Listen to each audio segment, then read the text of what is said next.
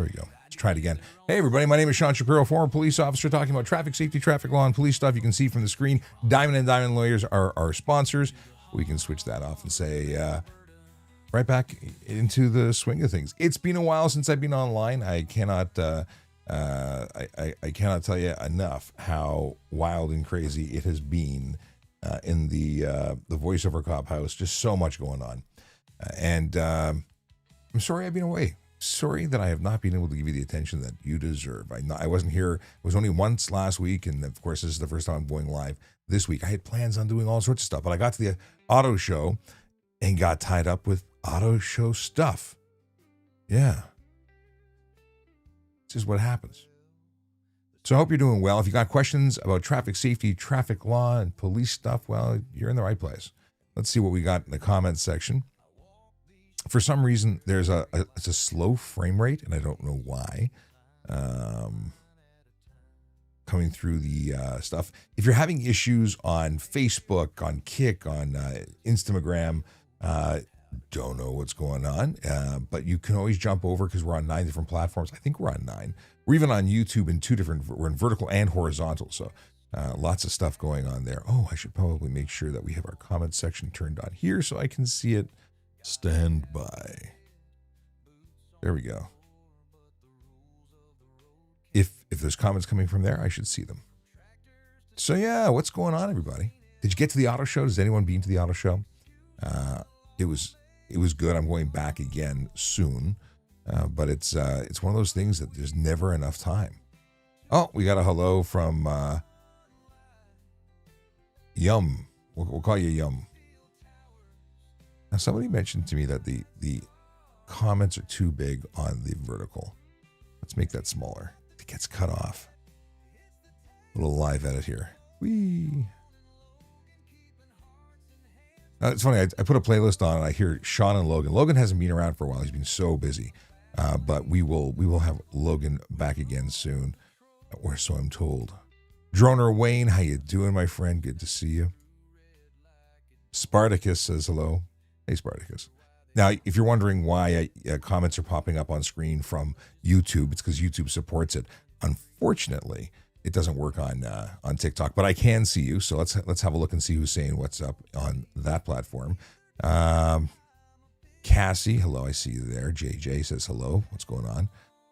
We've got Alex Parker, and Cassie says, long time no see. It has been a while. Luis, I see you, or Lewis. Punk Father, right on. Miss seeing your videos. That's what Cassie says. I try and make them, but I don't make them nearly enough. I mean, you talk about going from 2 to 3 videos a day, plus a live stream a day, to a couple of videos a week. I hope to bring more. I keep saying it. I keep hoping for it, but it hasn't happened. It's where that was my full-time job before.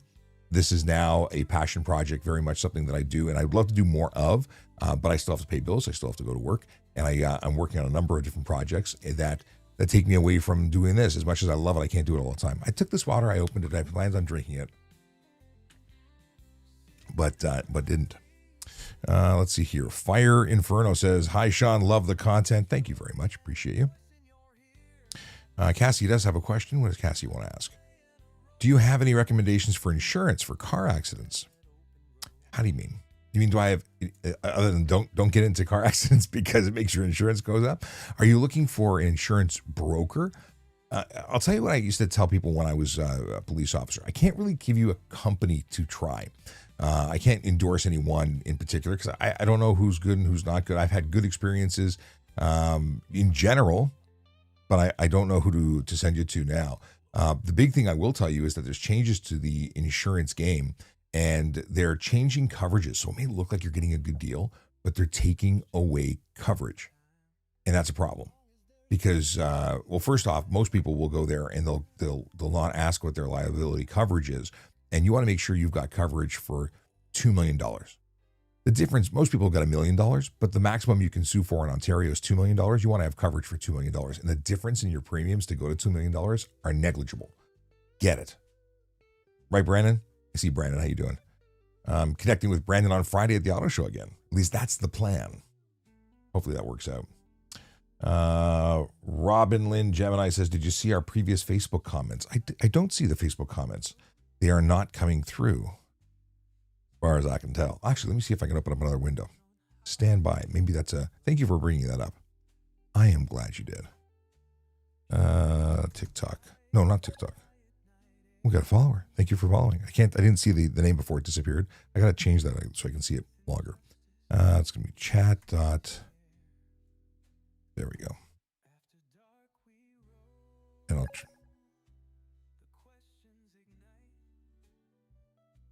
all right. Maybe now it'll work. Then I'll see on the Facebook. If you're on Facebook or anyone on Facebook, if you make a comment, I will see if it shows up and let you know. Still can't put it on the screen, but it's better than nothing. All right. I will come back to you. Scott Baptist, how you doing, sir? My old boss. Good to see you. We've got, okay, they weren't turned on yet. I had made a comment about the roads and hope the best. Today was interesting. Who drove today in Ontario? I didn't. I didn't even turn off my alarm system until like 6 o'clock at night. I ducked out just to pick up some takeaway food because apparently I didn't want to cook. But aside from that, I did not go out. And I did make an observation, at least where I am. The snow, where they shoveling it, was like shoveling sugar. And I didn't know any other way to describe it. If you shoveled it, it didn't stick together. It was just frozen granules, like sugar or salt. It just brushed away or blew away but it's weird. It was really weird. I don't remember ever experiencing it. Maybe that's just every year. It didn't feel like a normal thing. It stood out as weird. Robin says, the roads are awful. Wish things could be better out there. I'm fortunate to not have gone anywhere. But yeah, if you had to travel today, I hope you were okay. Oh, Robin says, I had to drive from Woodstock on the 403. It was so slippery and windy, so bad, it was pushing me. Yeah, I'm really, really like, I'm fortunate to have not needed to go outside today. But I feel for anyone who had to. And it really wasn't as bad as I thought it was going to be, but still sucked, if that makes any sense. All right, let's have a look at what's going on at TikTok. Danny wants to know, Danny Zuhair wants to know if it's illegal to drive with very bright lights. Most of the issues on our roads today aren't that the lights are too bright. It's that they're poorly directed. They're aimed in the wrong place. But if you had such blinding light that it was the wrong temperature, the wrong color, because you see, lower temperature is going to be more yellow, brighter temperature is going to be more blue. It's got to be a white light. And if it's very bright, it's probably not an issue unless you are pointed the wrong way. So it is against the law to have your misdirected headlights. And super, super bright lights could be an issue. But but is it the bright? Like a lot of people complain about the LED lights. And if they're factory LED lights, they're probably okay. It's just misdirected. James Waters wants to know what my favorite pay duties in Toronto were. So when I was on the job, my favorite pay duty was the Fan Expo. I loved Fan Expo. I mean, I love Fan Expo anyway, but Fan Expo was the best because you get to walk around and see really cool costumes and art and stuff, and still be getting paid to be there, and making a difference. I've been there and made arrests there because of some creeps that were being creeps, but it was a great detail, and I got to know the staff, and it was just a good go. So I would endorse that detail. I don't know if it's still good, but it was certainly good when I was there. But I had so much fun. Paid duty, for anyone who's wondering what the heck I'm talking about. This is an overtime detail. So on a day off when you're not required for duty, you should be at home resting. If you want to come back on your own time, you can be paid at a paid duty rate, which is basically time and a half, and work for a private contractor or a private company. So in the case of the fine folks at Fan Expo, they would pay to have officers come there and be a security presence, or just be a deterrent, or direct traffic in and around the event because there's issues. So there's all sorts of reasons why. And then, yeah, you'd be there for the day. And it was very often it was a lot of fun. I'm less inclined, or was less inclined, to do the stuff that was miserable cold and flapping my wings. Now, when I say flapping my wings, I mean directing traffic, because that kind of sucked. You wave your arms around long enough and you don't feel them anymore. But you know what? They were all good in their own way. Apparently the roads in Quebec are a disaster at the moment. That's from Spartacus. And they wanted to ask about, and potholes, okay. They don't turn their high beams off oncoming. Are you talking about Quebec they don't turn off their high beams? And it is against the law. In Ontario, it's certainly against the law. Courtesy, that's what we need. We need people to never mind what the law says. We should just try not to blind our fellow driver. They're making it less safe for everybody. It's no bueno. I want to shrink a window here. Can I make this smaller? No, it doesn't want to change the font size. Okay. Let's see what else is going on here. Can you be drinking water, coffee, pop, etc. while driving? That's from Fuji. At least I think I'm pronouncing that correctly. It's not against the law in the province of Ontario to drink water, coffee, pop, have a candy. You know, if you're able to safely operate your motor vehicle, it's not an issue. If you're all over the road because of that, drinking, consumption of legal substances, well, that's if you're all over the road, it's a problem. And that can be careless driving, not specifically an issue with the consumption of water. Now, if you're talking about not being able to or being distracted, like in British Columbia, my understanding is it is against the law to even drink water, that it's considered distracted driving. And that's troubling to me that would be against the law. I get the basic concept in that you've got to be focused, but drinking water, you kind of need water, especially if you don't have air conditioning. Whoo-wee, in the summertime, that would not be fun. Let me see what's going on here. Toronto Comic Con, yes. Peter John Williams says, I don't have much time, but please put your shows on Spotify. They are on Spotify, but I'm behind. And thank you, Peter. I think we've spoken before, and you like to catch up on Spotify. I'm a little behind on that. So yes, generally I publish everything on Spotify. I just haven't been able to spend a whole lot of time catching up. I had a problem exporting files. I've been trying to export in video, and it was rejecting them, and then I sort of put it on hold. I will catch up. I'll put all the back episodes up. They are available on YouTube. They are available on Apple Podcasts. Mind you, none of them have been updated other than the YouTube podcasts since we went off the regular a couple weeks ago. I've been doing a lot of traveling. I was in the States. I was on a cruise. I was in Guatemala for a week. So a lot of work travel, a little bit of fun travel, but mostly work. And this is all fallen by the wayside. So I have to do some catching up. Thank you for reminding me. Okay. Let's see this. Radix, hey, buddy, how long time no see? Says, hey, Sean, I was informed that photo cameras are coming to school buses and TTC vehicles. How will that be enforced? Now, this is, it's already on the Highway Traffic Act. It's being updated to include that. And the deal is that it's the same. It's photo radar. It's red light cameras, right? It's the same technology. And it hasn't come everywhere, but it's the laws have been changed to do it. And some jurisdictions are already experimenting with it. But it'll be enforced exactly the same way. You get a letter in the mail.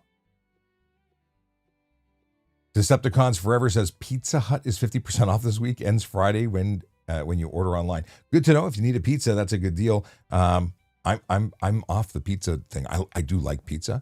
When I was in Guatemala, I must say that the cheapest meal in Guatemala was the Little Caesars pizza for like $5 for a large pizza. Yeah, it was good. And I did have some carbs while I was there. I try and avoid carbs, but in Guatemala, when everything was so bloody expensive, and you wouldn't think Guatemala is an expensive place.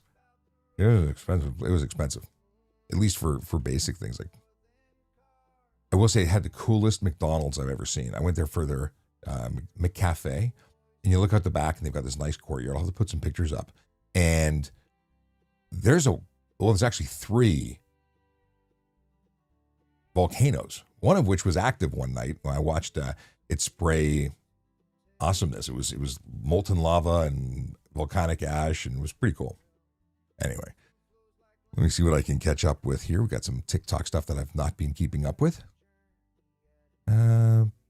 A user with no other defining letters says, I heard you can get a prescription from an eye doctor for tint. Is that true? Not in the province of Ontario, but in other places you can't. There is no exception. There's no exemption. There's no medical exemption for tinted windows. There is a safety limit in terms of what is permitted under the light truck and passenger vehicle inspection guide that allows mechanics to certify your vehicle. And the fact is, there's a charge that says if you obscure the interior of your motor vehicle, you are eligible for a ticket. You can't do it. You can't put color or reflective tint on the windows directly left and right of the driver. That's what the act says. Now, people have challenged it and said, but I have, a condition with my eyes, to which most people will also understand that there's a thing called sunglasses and it does wonders. Other people have skin conditions. They get very sensitive skin, so they want tinted windows. UV coatings are legal. You can get a UV clear coat, but having limo tints, not okay. So, for the skin conditions, UV, for the eyes, sunglasses, there. We have Vaughn Man who wants to come in. I'll bring you into the show. They're connecting. Let's see what Vaughn Man's got to say. Hello there. And they left. I don't think they expected me to actually let them in. Yeah, if you want to come in, feel free. We'll chat.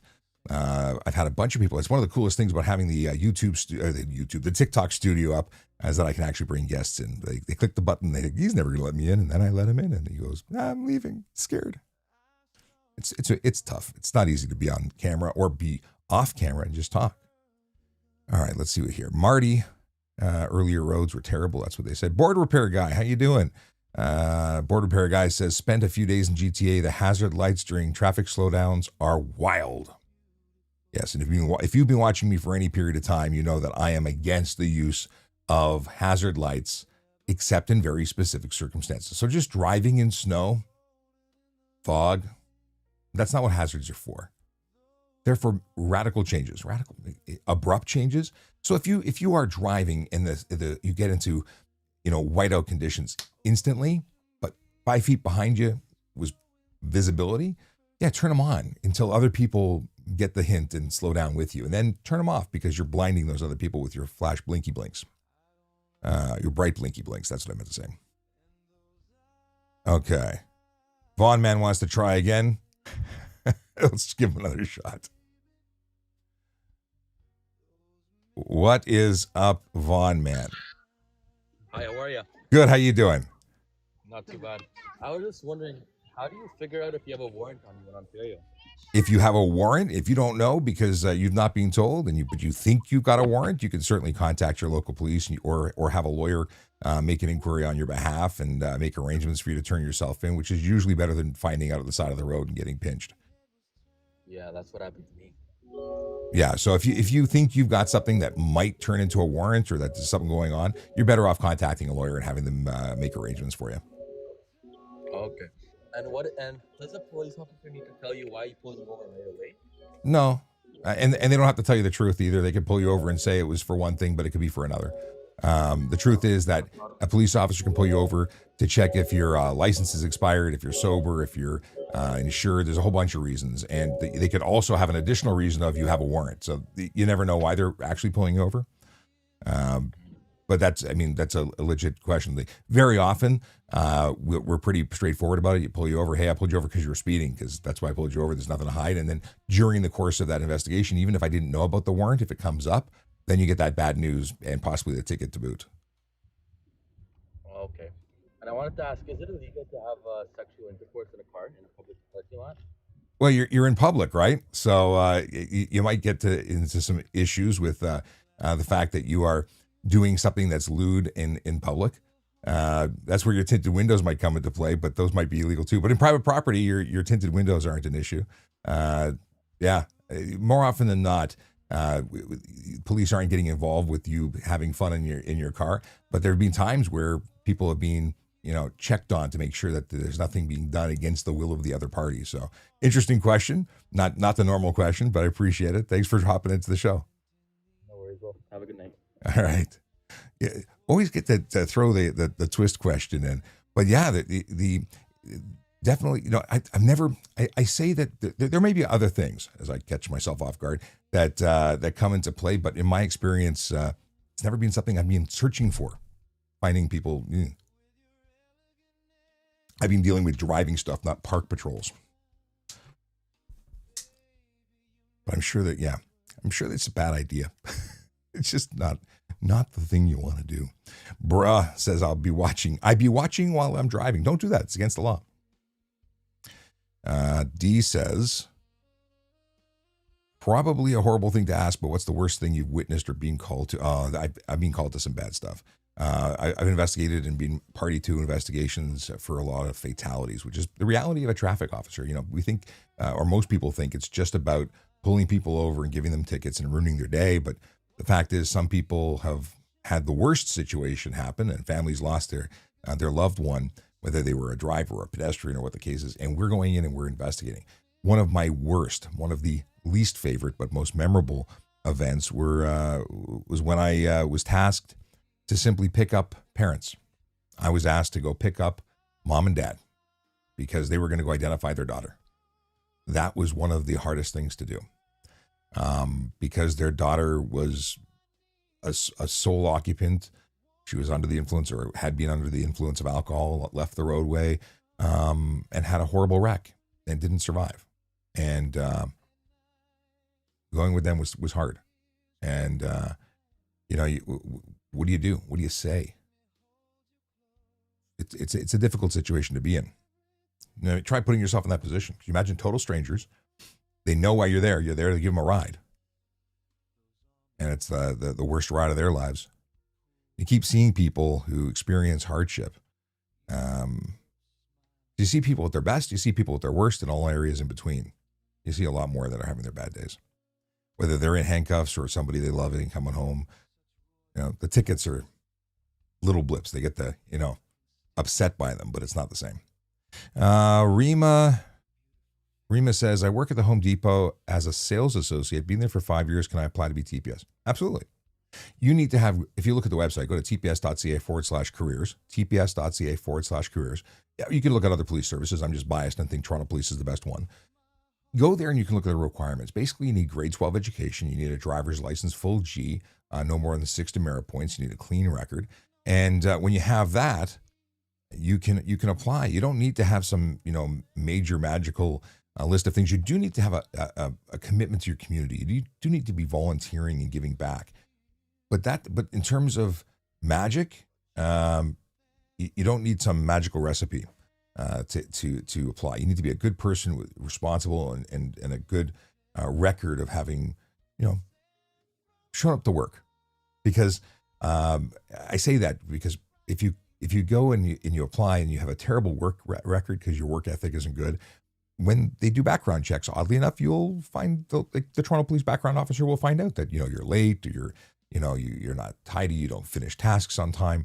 That will all hurt you. But if you've got a great work ethic and you're a good employee, and the people that you're going to be giving as references are good, and you're continuing education, maybe you speak a couple of languages and you're learning another one. These are all good things. Don't take yourself out of the game. If you can pass the physical, if you can pass the academic testing, and there is testing. It's not tough. It's not easy, but it's not tough. I say it's not easy. When's the last time you studied grade 6 and 7 math, and how proficient are you? How fast can you do this stuff? That's really what we're talking about, because the testing, at least when I did it, you had a fixed amount of time. You had a lot of questions. You can't get stuck into one of them. You have to be able to keep moving forward, and that means being proficient. But I'm happy to talk about those things. Urban Orbit wants to know if I went to the auto show. I have been to the auto show twice. I was there media day. I was there yesterday. I will be back there on Friday. Sadly, my work schedule has got me busier than I'd like to be during auto show. Last year's auto show, I was there every single day with the Toronto, well, saving except for a couple. I was there almost every day with the Toronto Police booth, helping them out. Let's see here.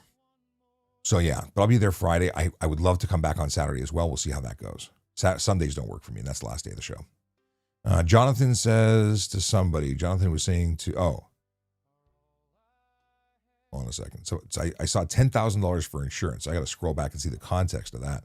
A couple of questions asking if I'm retired. I'm not retired, and I retired from policing. I left policing early, but I didn't leave the workforce. I'm still working.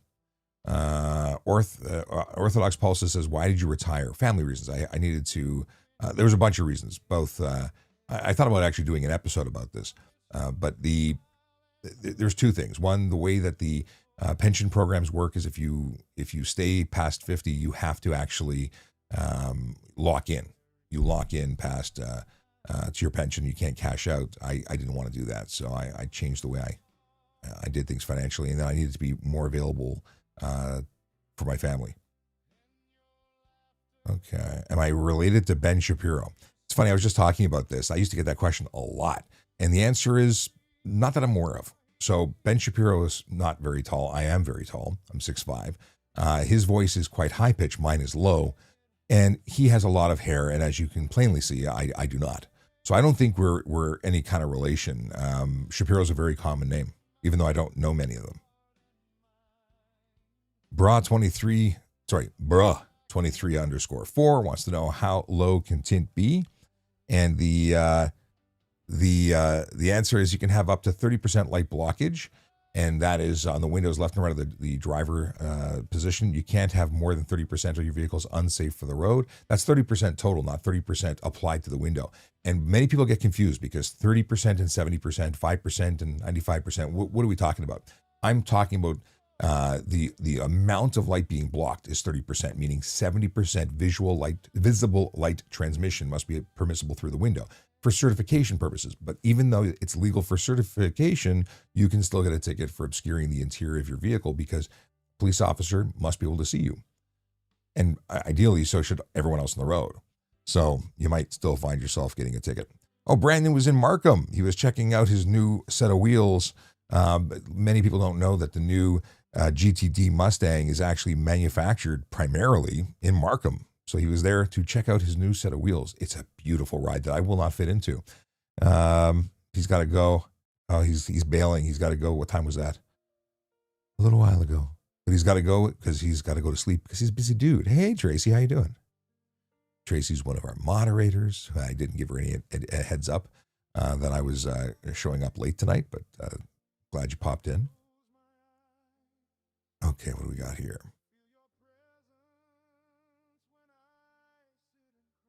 What the heck am I listening to? Hang on a second. I'm just listening to music. It's just on. What? Memories. Who is this? Where's my mouse? We'll just put this one on repeat because there's no talk about kissing. There's nothing wrong with that, but okay. AG says, Bra wants to know what the consequence is for having a radar detector in your car. Well, aside from the fact that you can $170 fine, you can have the item seized because police have the search authority based on suspicion that you have it, and then you get the ticket and points. In terms of what can you do with them? Like, you can't have it in your car, you can't transport it, you can't purchase, you can't sell it, you can't have it in Ontario. Now, there's a company that actually manufactures them in Ontario, and they have a very specific line in the HTA or entry in the HTA that tells about it, and it quite clearly says you can only transport them by way of courier to their end destination. So it has to be a shipping company sealed for manufacture. You can't even take them out of the box. Okay. Scrolling back, a whole bunch of stuff just popped in. By the way, if you're watching and you don't already follow, please do. I try and go live Tuesdays at 10 a.m., Wednesdays at 9 p.m. Obviously, it doesn't always work out, and I try and jump in as much as possible in and around that. But if you're not already following, please do. And I am also on multiple platforms. So I'm on Twitter, I'm on TikTok, Instagram, YouTube, Kick, Twitch, anywhere you are, I'm trying to be.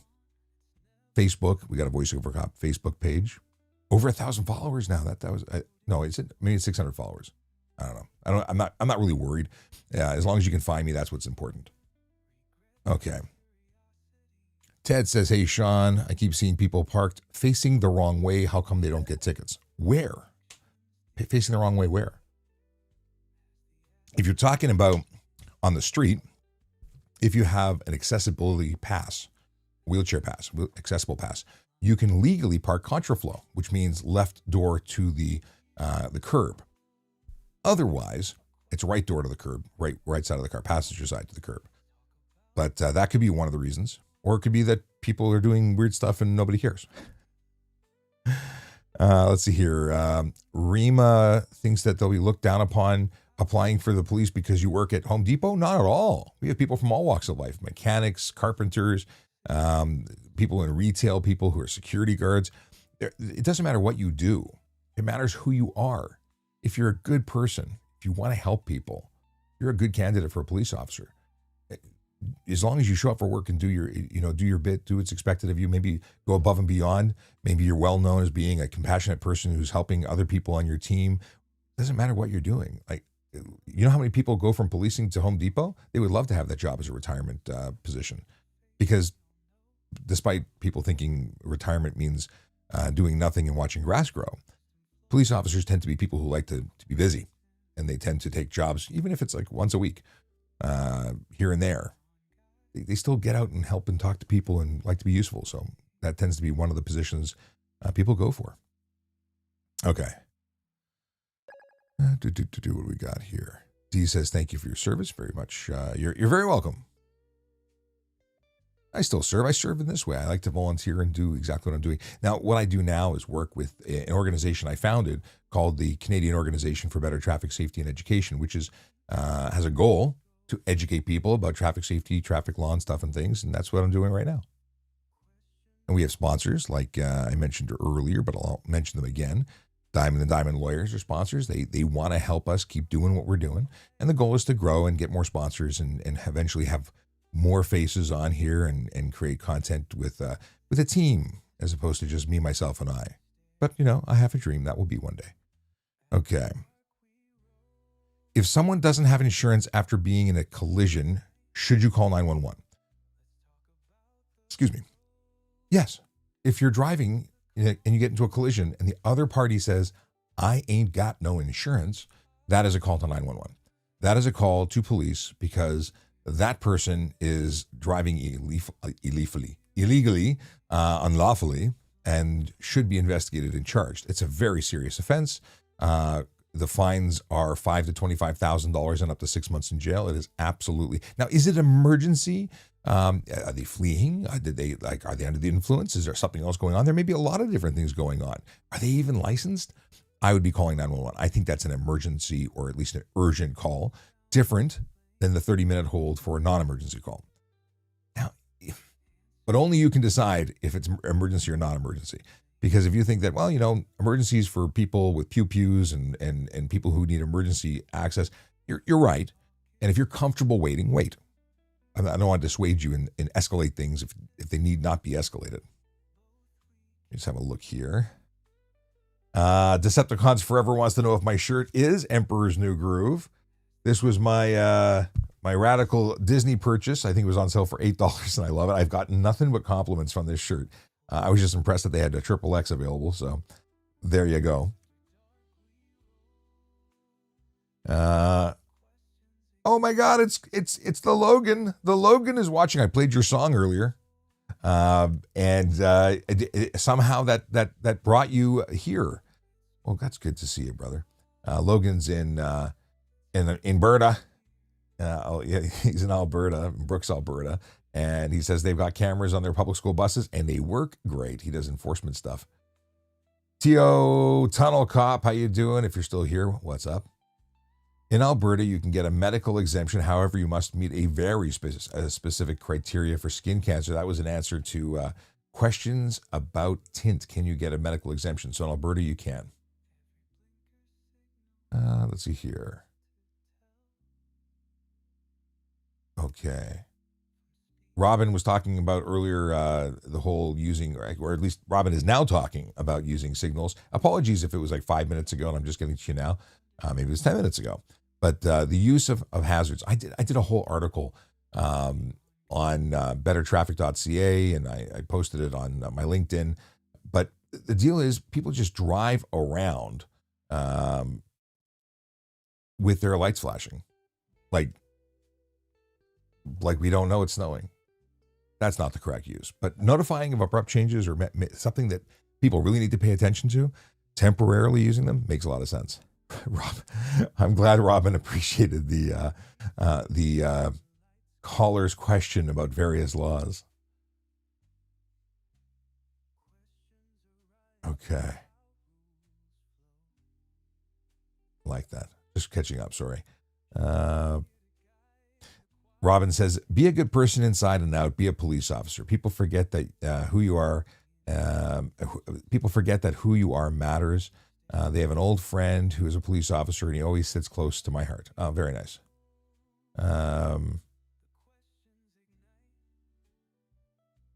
Oh, I'm hearing that the background music is too loud. I've dropped it lower. I don't need the music. It's only if it makes it better. If it makes it worse, we will remove the music.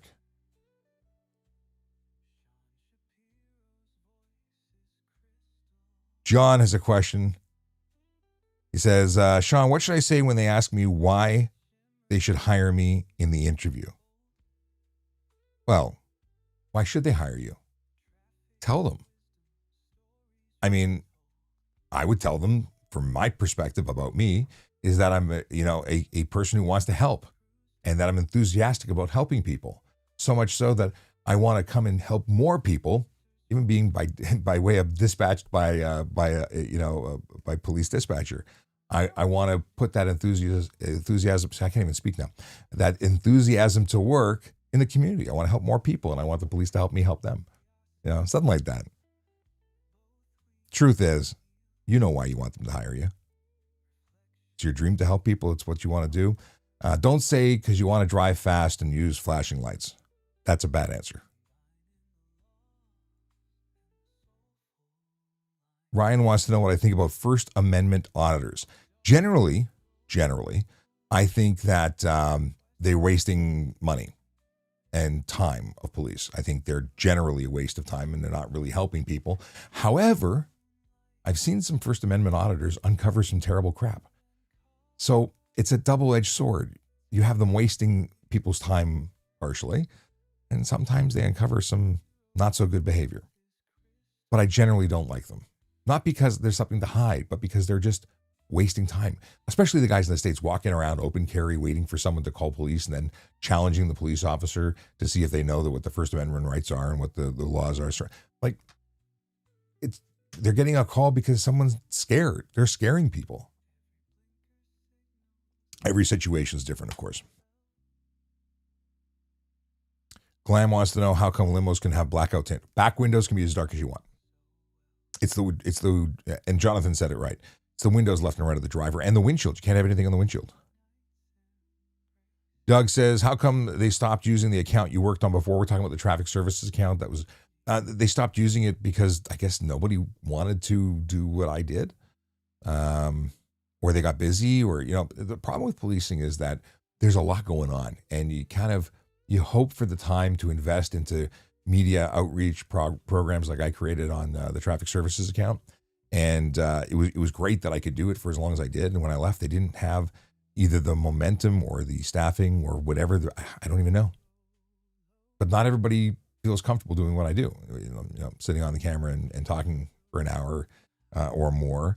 And yeah, it's tough. I hope they bring it back. Jonathan also wants to know, he said, I appreciate the advice. I didn't make the beep test, but we'll get there. Okay, let's talk about beep tests. Does anyone know what the beep test is? Obviously, Jonathan does. It's hell. I didn't like it. Some people have no issue with it, but for big guys like me, not a fun experience. My suggestion is get a 20-meter piece of rope, mark the ends so you know when that beep line is, because there's a warn line and the fail line. And instead of trying to test, and like most people get on there and they run the beep, and then they get gassed and they stop and they start the test again, and they run till they get gassed, and they keep running to the same point. They get gassed at 4 and they just start at 1 again. Well, you get really good at going to 4. You don't get good at getting to 6 or 7. So what you need to do, at least my advice is, and what worked for me, is run till you get gassed, leave the beep going, take a breath, wait 2-4 lengths, whatever it is, jump back in at whatever it is. If it's 5 that you take a break at, jump back in at 6 and go as long as you can. If that's 2 lengths or 5 lengths, whatever it is, get used to going faster. Eventually, that will get you over the hump. Stopping at 4 and starting at 0 again does not work. AC 3694 wants to know if there's any offense for not using winter tires during the winter. If so, what's the offense? In the province of Ontario, it's not against the law. There's no requirement to use winter tires. Sadly, I think there should be, but there's no law in Ontario. There is a law in Quebec, and it might be the only province where it's actually a legal requirement to have snows. In any case, if you had tires that were unsafe, not because they weren't snows, but because or winters, I should say, but because they were worn out, that would be an improper tire charge or an unsafe motor vehicle charge, depending on how it was being written up. Okay. What do we see here? Just scrolling back. Hope the music, I lowered the music. Let me know if the music is still okay. George Costanza says, wrong, bad cop. Wrong about what, George? I'd love to hear about it. Tell me how I'm wrong. I always love the people who say stuff but have no idea what they're talking about. But hey, I'm always open to being corrected. If you know stuff that I don't, by all means, bring it. Okay. Sports Pick says, I got pulled over for a license plate light. That one is a joke. Not a joke. You must have a 3 candela minimum light on the license plate. It must be illuminated and it must be white. If your license plate isn't illuminated, you're in the wrong. Fix your license plate light. There's a $110 ticket until you do. I don't know what the problem is. It's such a simple thing. Just fix it. Okay. We talk lots of talking about tint.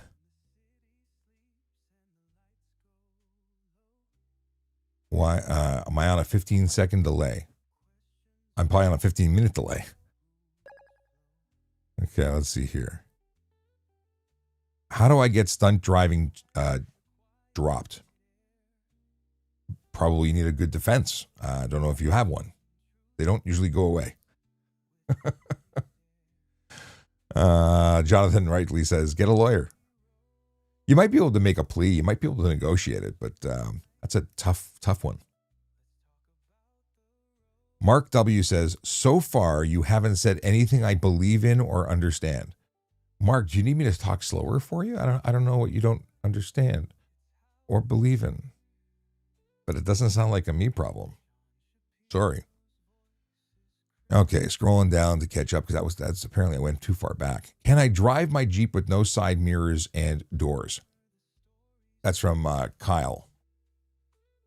And the answer is you need to have at least one mirror with a view to the rear. If your mirror that's mounted on your windshield has a clear view to the rear, you don't technically need any other mirrors.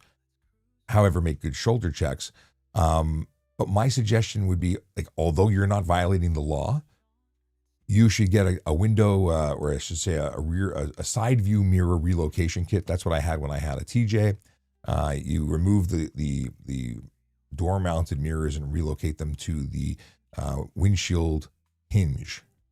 There may be other versions, but that's what I did.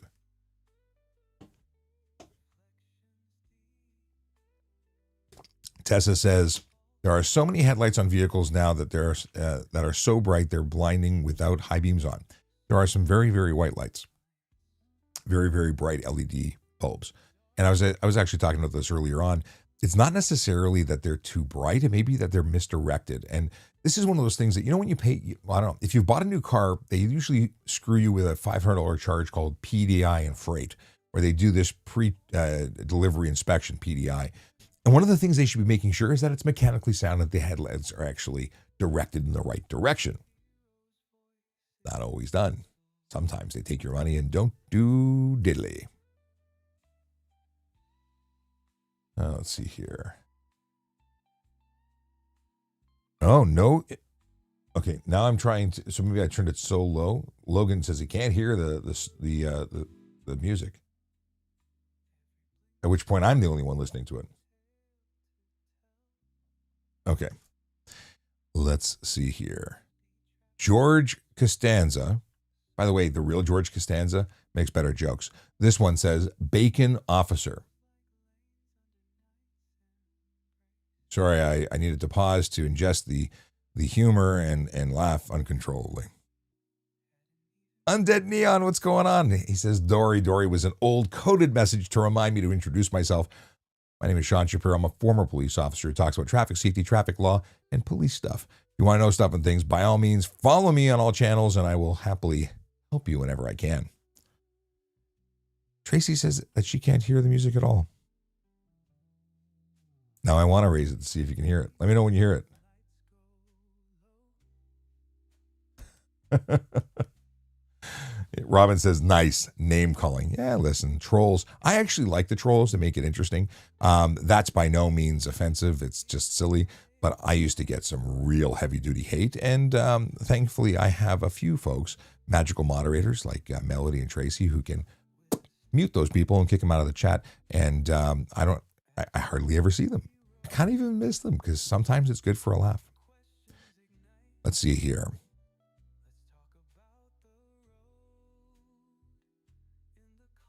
Lucky Chill wants to talk about stuff I have no interest in talking about.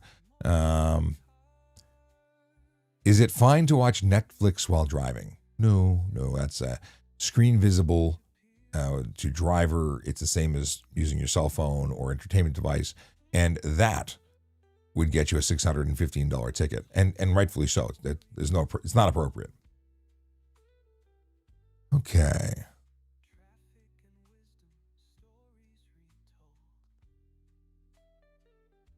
Fuji says, I can tell. Oh, yes. Okay. John O'Toole says, Sean for TPS chief.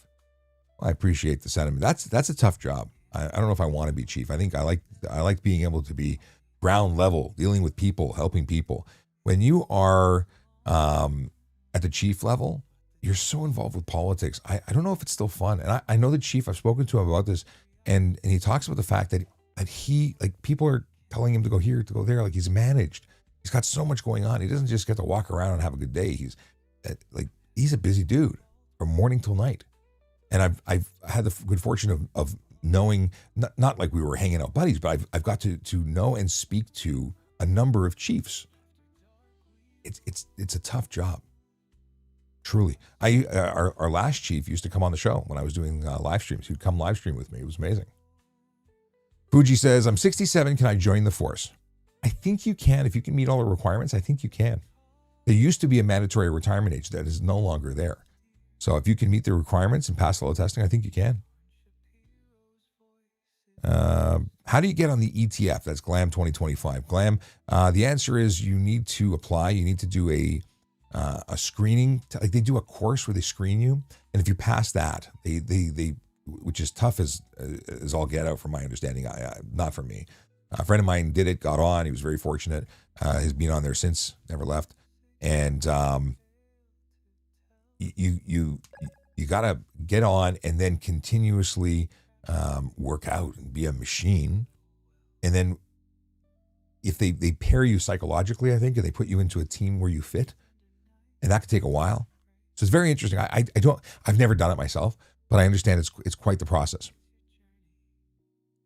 Riley wants to know, if I make the cop laugh, will I still get a ticket? Depends on the cop, depends on the joke. I don't know. You take your matters. That's risking your ticket with your humor. I don't know if it's a smart move. AC 3694 wants to know, if when I applied to become a police constable, did they test your color vision? Yeah, there's a vision requirement in color acuity, stereo acuity, color acuity, being colorblind. You can't be a police officer unless you pass. So that's where a lot of people became court officers and special constables, because you didn't have a color test. You didn't have to be color accurate. Some people have issues with red and green. Police officer has to have proper color acuity.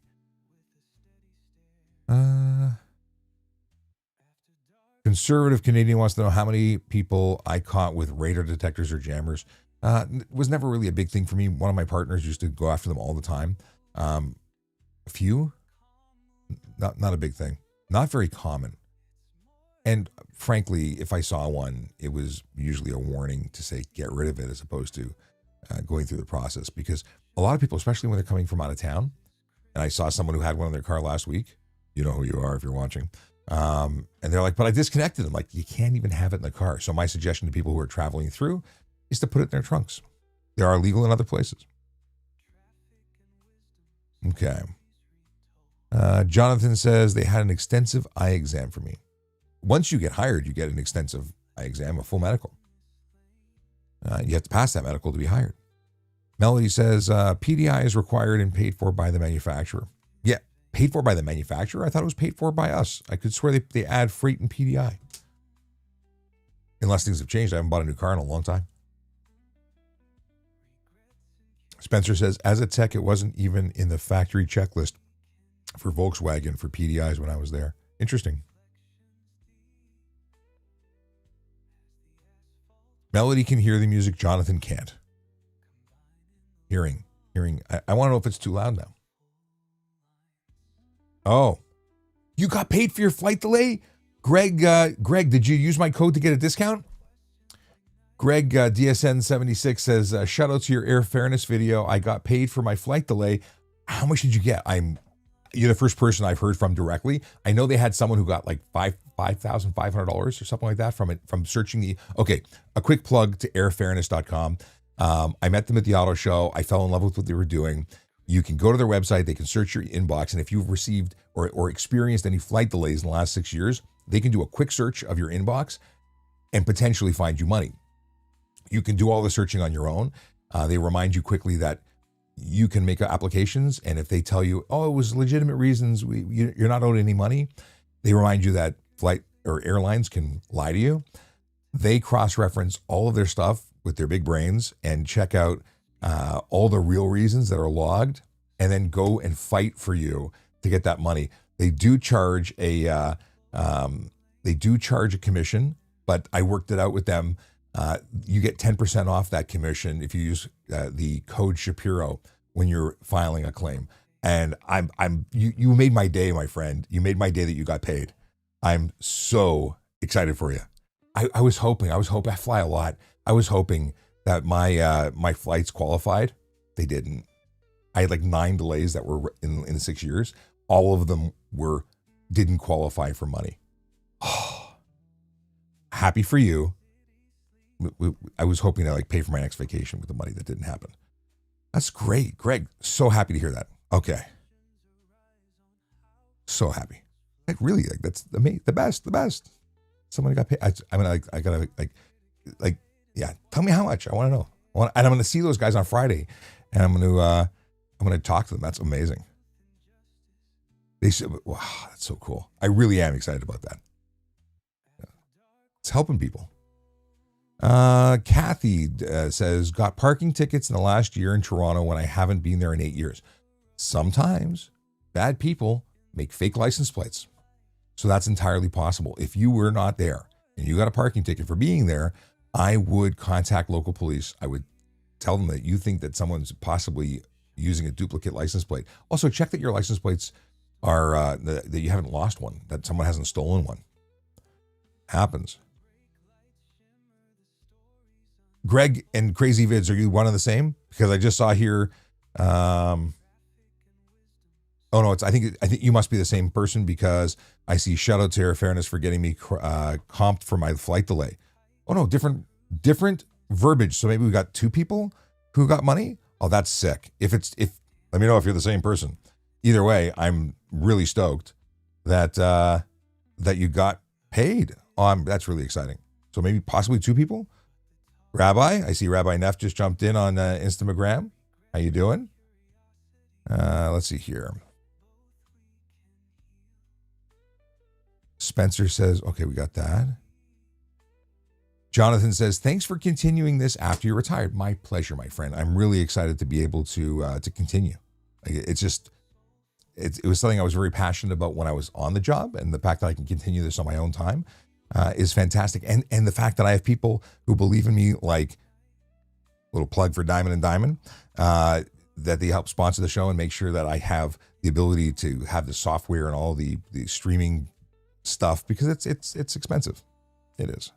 So I'm glad that they're helping me. It really makes a difference. If it was entirely out of pocket, I'd be in trouble. Let's see here. Jonathan wants to know volunteer hours and bilingual mandatory. I gotta make this smaller. Oh, that's too small. Is this still legible? Okay. So bilingual is not mandatory. Whatever languages you have, that's great. I spoke a little bit of Spanish, a little bit of Russian, a little bit of other things. But I was by no means bilingual. I was an English speaker and still working on that. If you're working on it, like take a part-time course, like keep developing your language skills. That's a benefit, but it's not mandatory. In terms of volunteerism, I would say that is mandatory. It may not be a requirement on paper, but if you are not giving back to your community, and not just to check a box. You don't just volunteer. Like last week, I went and picked up garbage for one day in July, and then I never went back. A commitment to your community, the community that you're going to serve, is important. Greetings and salutations from Akela Draconis, who says, I can't stay, he says, can't stay safe, and remember, don't have a good day, have a great day. He is a good man. He recently retired from his work with the city of Toronto, and Toronto, lost a magical member of the traffic community when he left. We Stand for These says, even retired, you keep yourself up to date with the changes, fines, and everything else. Yeah. And a lot of phone calls to people I know to make sure things stay the same, or it's not stay the same, but that I'm up to date on things. I'm also a member of CARPSP. Hold on a second. It's the Canadian Association of, one second. CARPSP. I think it's CARPS. It's the Canadian. Oh, it's terrible. It's an acronym, and they're gonna make fun of me now. Canadian Association of Road Safety Professionals. Yeah, it's the Canadian Association of Road Safety Professionals. That's CARSP. So I'm a member of that. I still get involved with meetings. I still, I do stuff and things. Because if you want to be an expert, you got to put the work in. So I still do that. Okay.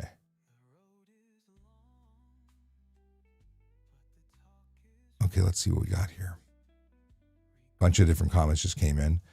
Hey, if you're watching, you don't already follow me, please do. And by the way, Boss sent a rose. Thank you for the gift.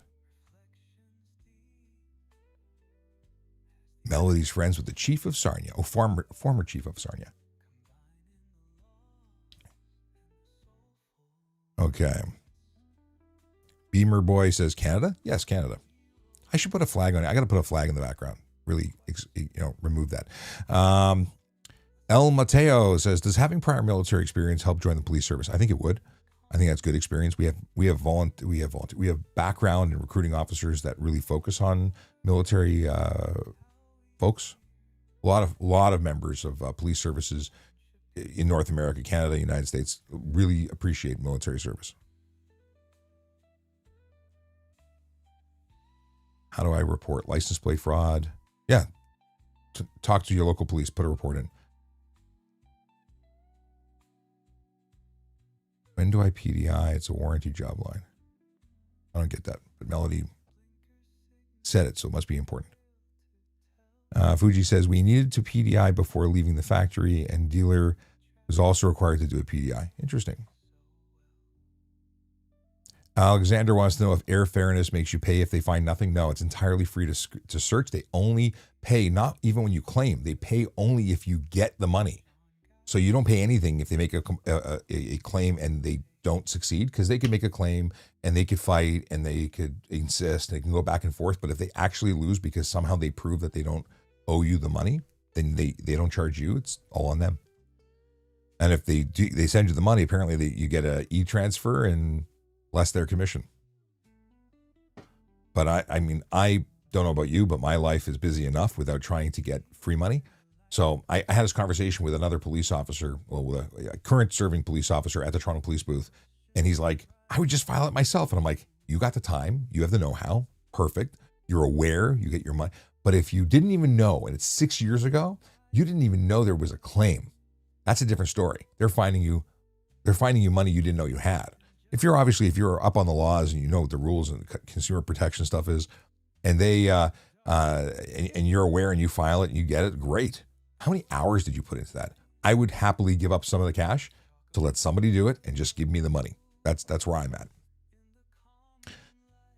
Mars says, I have early resolution for speeding 20 over. What should I aim for? You know what? Let them offer. At an early resolution, you don't have to accept their offer. You can always go to trial and you can always ask for another option. You can always sit on it and see what the story is. Hey, not a firefighter. I see you, brother. You sent me a heart. Thank you very much. You know what? If you can get something that has no demerit points, a lot of people like to lose the demerit points. If you're 20 over and they give you something like 15 over, which has no demerit points, and if you're actually guilty, then that's a bonus because you get the points. But here's what you need to know. Demerit points, with or without them, still insurance doesn't like it. Like insurance does not like speeding, even if it's 15 over. So it doesn't change your insurance situation. If you have a lot of speeding, even if it's low speed, it's bad. Maybe they see what they offer. Anything is better than what they were starting with. And you don't have to accept that. You can always go to trial. Abdullah sent a rose. Thank you very much. Just so you know, when you send money, it goes to the not-for-profit, the Canadian Organization for Better Traffic Safety and Education, helps us throw money into the bucket for keeping the show alive and whatnot. I'm not going to go buy coffee with it. Although I do have a Buy Me a Coffee account, and apparently I have like $25 in it. So thank you to those who sent me $25 on that, because although it's Buy Me a Coffee, it's not for me. It's still going to the not-for-profit. Okay. Where do we go here? Melody says, I had a flight delay that left me in Moscow for 24 hours. Did you get paid? When was it? If it was within 6 years, when were you doing in Moscow? I've never been to Russia. I'd like to go. Not right now. Kind of like the wrong time to go, but it's just a beautiful place. Politics aside. Corey Lawrence wants to ask a question. Absolutely, you can. Oh, a whole bunch of gifts coming in. Thank you so much, everybody. Corey Lawrence wants to ask a question, and by all means, you can ask. Fuji says, so Melody, you're a Russian spy now? Was it Spokojnia Noche? I can't remember. I took an online course for Russian. I can't remember anything. Not really. What did I say? That's ChatGPT.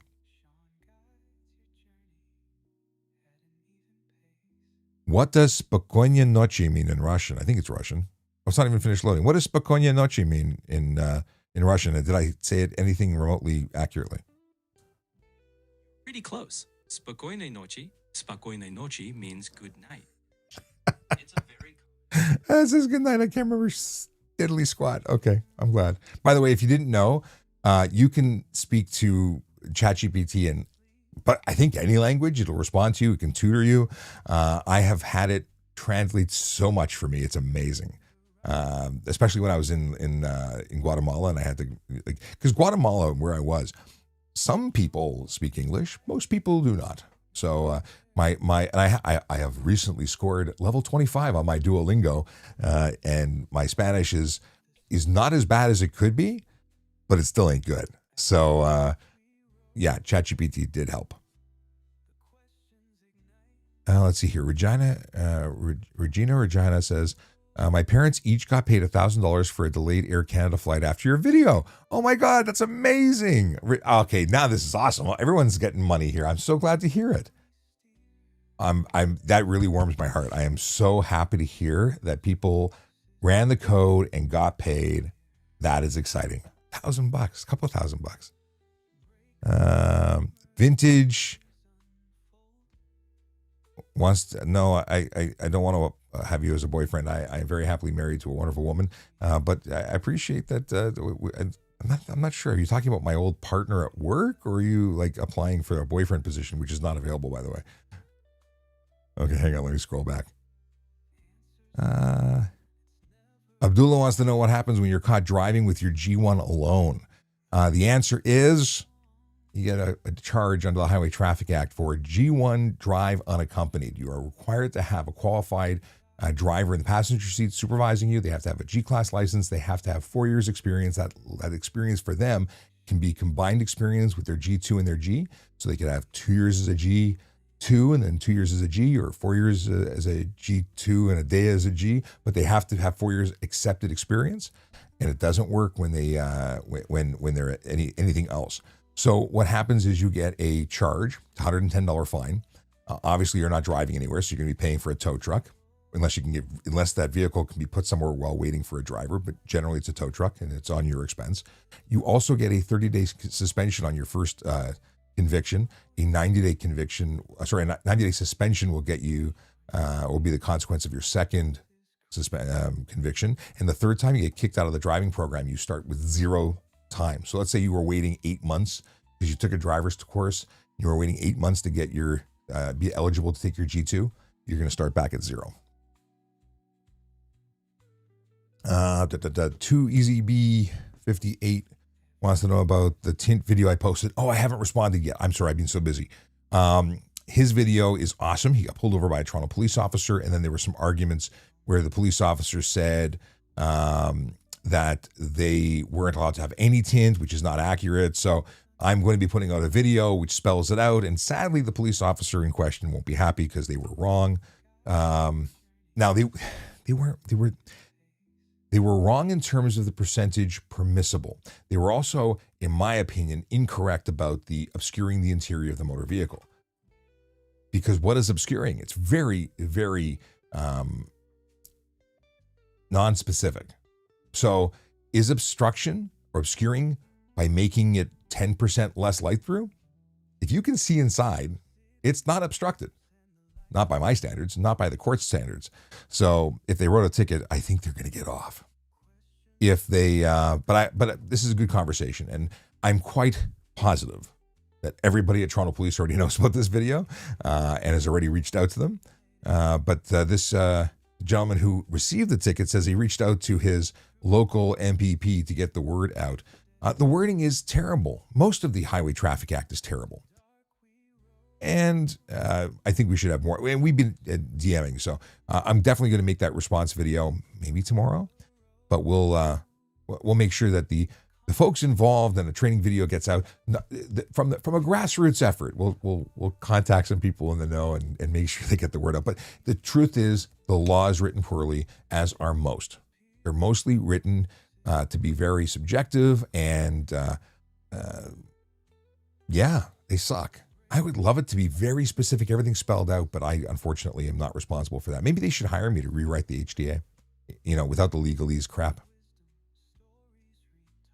Was he here? Michael, I can't pronounce, Fajowski?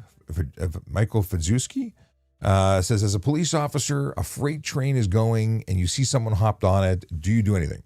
Maybe call it in to the GO train, to the CN police or whoever the jurisdiction is. Frankly, I doubt I'd even see it, because if I was looking at it, I probably wouldn't be a police officer driving on the highway and looking at stuff or investigating a collision. But I've done a number of fatal collisions involving trains where people were struck. Not fun. Not a good thing. I was a photographer, and I was like walking, taking pictures of parts that were left over after a 90-mile-an-hour train made contact with a person. It's not nice. When people play with trains, they tend to lose, and it gets very messy. So yeah, I'd call it in.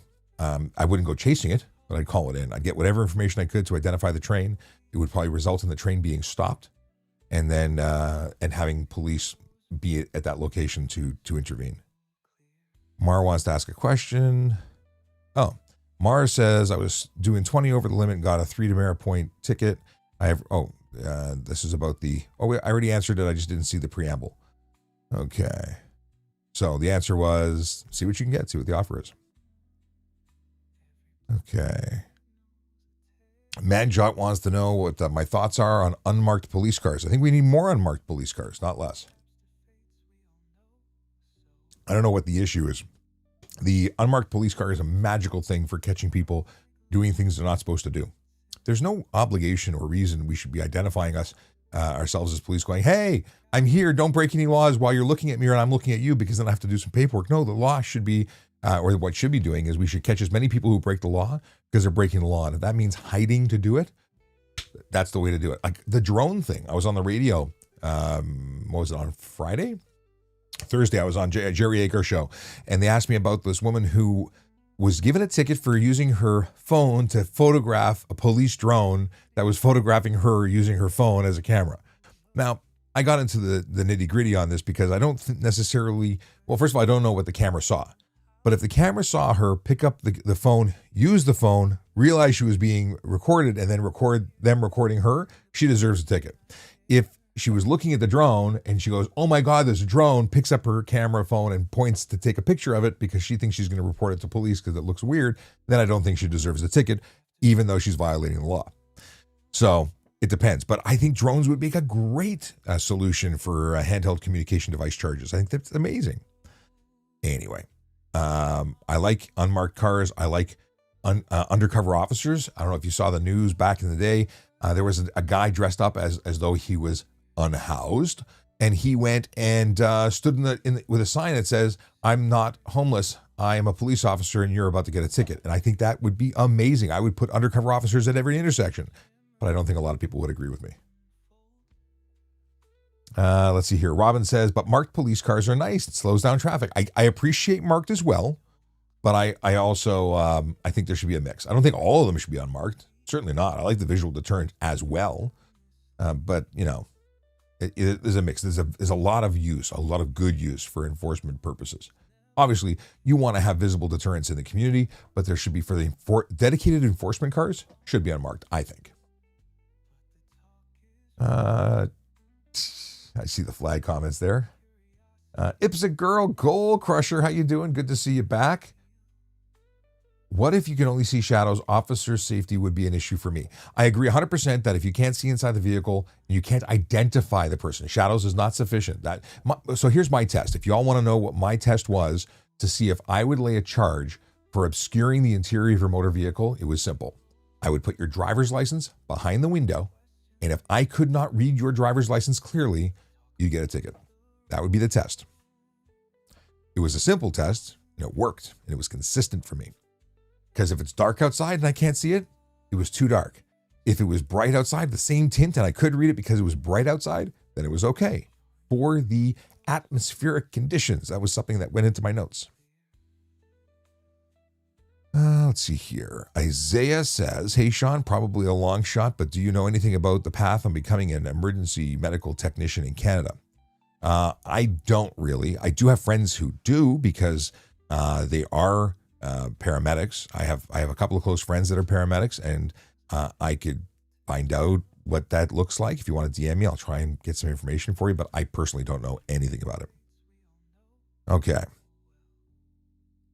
Carboys 98 wants to know if you can do a bumper swap from two different manufacturer styles, but keep the same base model. I don't know. I think that's all like looks like it. I think it's all. What is the word I'm looking for? Aesthetic? No, there's another word I'm looking for, and it's not the one I used. I don't know what that would look like. But if it passes safety, that's a Melody. Melody would know the answer to that. Can you swap bumpers? Would any bumper do?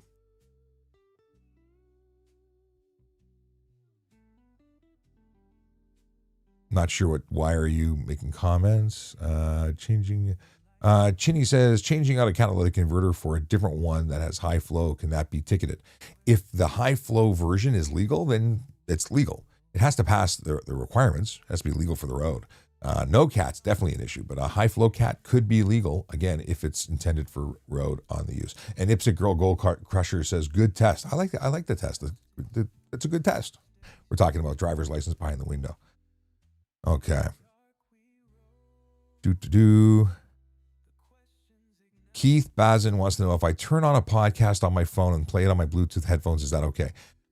The act of picking up your phone, turning it on and pressing play, not legal. Wearing headphones and driving with it already playing before you put it in gear and hit the road, that would be illegal. Jonathan wants to know if being an auxiliary officer would be good enough for that. If you're an auxiliary officer, you are potentially a great volunteer. If you're an auxiliary who never shows up and the sergeant doesn't know what you look like because you've never been to the station after you graduated, not a good look. But if you're an active volunteer, that could be a great feather in your cap for volunteerism. I was an auxiliary officer for 12 years before becoming a police officer. I was also employed by the service as a court officer at the same time. Medic Eric says, pretty terrible times for TPS. Wild news out of that service. What are your thoughts?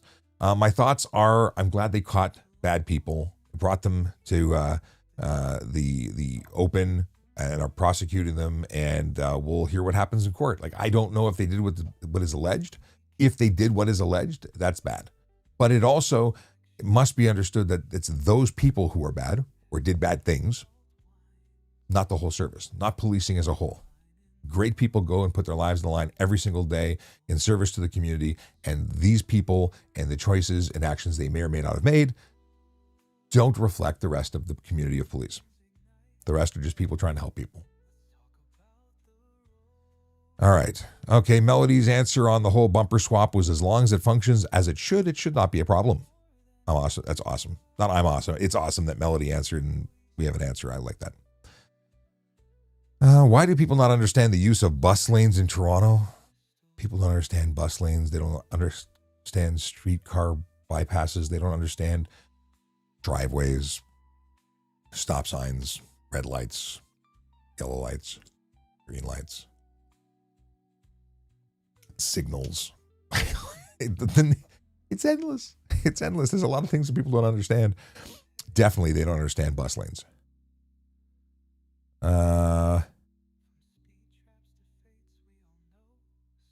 We're talking donuts here? Is it pachki? Is that what you wrote? I'm not going to try and pronounce that properly, but I think that's what you said. If it's raspberry filled, you're on. I'll have a donut day with you. Can you drive a vehicle with only theft and fire insurance? No, Rob Rogers. I have charged people. I have stopped them and charged them, and their answer was, I was just taking it out for a drive, because get the engine running, and no. That's not an insured vehicle. It's not insured for the road. That is a fine. I don't know where it's dry in here. That is driving with no insurance, and that's the $5,000 to $25,000 fine, and up to 6 months in jail. Okay.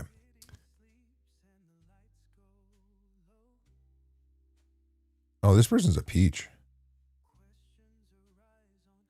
I don't know if they may have already been muted, but I'm muting them again. Okay. They blocked them. I muted them. Melody blocked them, and rightfully so. New time slot. Bella Queen says, new time slot, been a long time to hear your voice. You know what? It's not so new. I've been doing the 9 p.m. This was 10 p.m. I was really behind schedule, but I really wanted to make sure I got out and did the live today. I missed y'all because usually it's Tuesday mornings at 10 a.m. and Wednesdays at 9 p.m. And if I miss it, I'm like, I feel so guilty. I wanted to do it yesterday, couldn't. In fact, I'm putting off a ton of work to do this for the now hour and 20 minutes that I've been live. And then I don't know if I'm going to get another live this week, so I wanted to make sure I got it in. Tomorrow I'm filled with meetings. I have a day full of meetings. And a bunch of work, and then Friday I'm going to go back to the auto show, so I won't be able to go live. Maybe I'll go live from the auto show on Friday, give you a little tour, throw my stabilized camera on. I got a 360 camera I've not really played with. Maybe we'll do some 360 stuff. Tanner DeLuca says, I'm applying to the Calgary, Alberta Police. How does the background check work, and what references do I need? I don't know. So Alberta Police, is that RCMP that you're applying to, or is that a local police service? Or that's Calgary Police. What am I saying? Of course, it's local. I would look at their website. I'd look and try and get as much information as possible. Happy to decode that for you if you want to DM me, but I don't want to get into it on the live stream. But ultimately, when you are choosing someone who is, giving you a reference, make sure they're people who like you, because I've heard of people giving references of people who don't really know you, but you think it's good because, well, they sound impressive or they have a good job.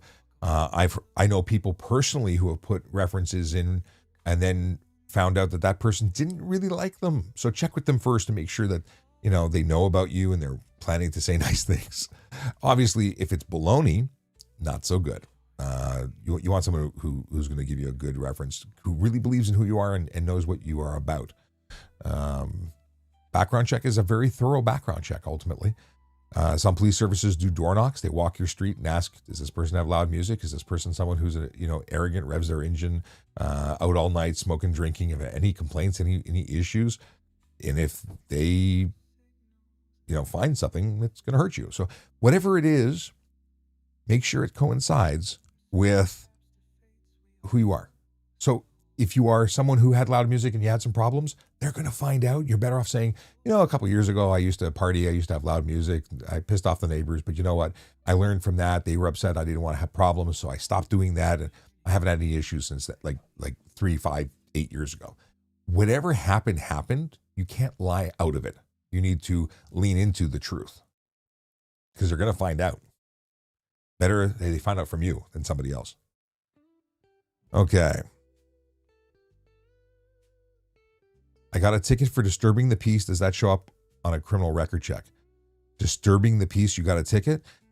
Criminal record checks will show criminal convictions. They don't usually show any ticket for under the Provincial Offences Act. I've never actually charged anybody disturbing the peace. So, why do I would think that sounds criminal to me? It's going to sound silly that I have to look this up, but I'm going to look it up.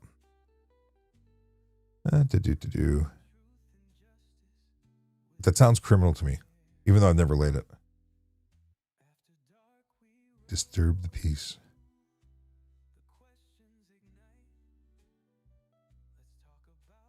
Cause disturbance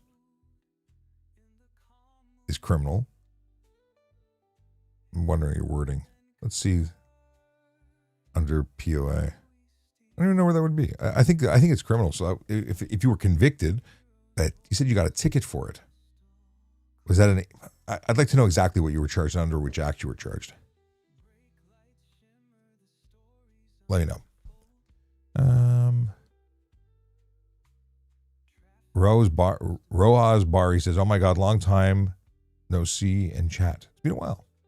Urbana says, "Valid plates in car, but not mounted, tow or ticket." If you have the valid plates, I wouldn't tow, but you'd get a ticket. Why are they in the car? Why are they not mounted? You get tickets for everything, but you don't necessarily have to tow the vehicle. Mount the vehicle. Well, for me, right? Like, mount it there. What are you waiting for?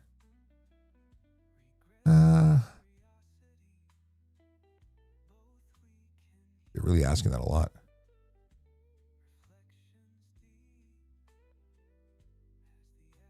Is it like a bug on a windshield? Not following your question.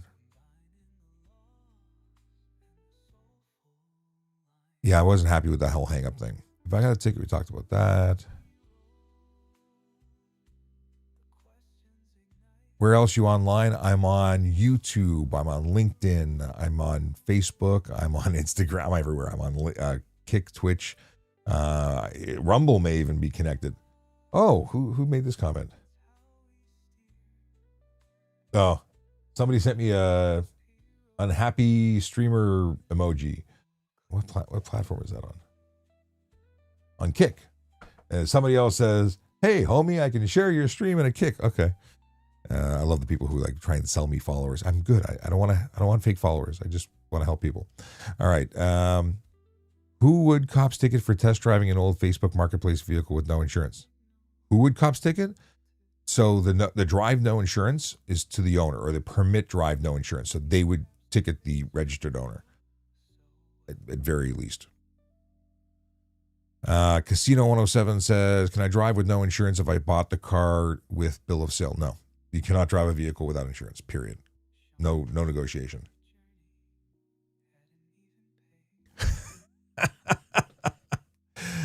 Jesse Owens, you're funny. Okay. Melody muted them.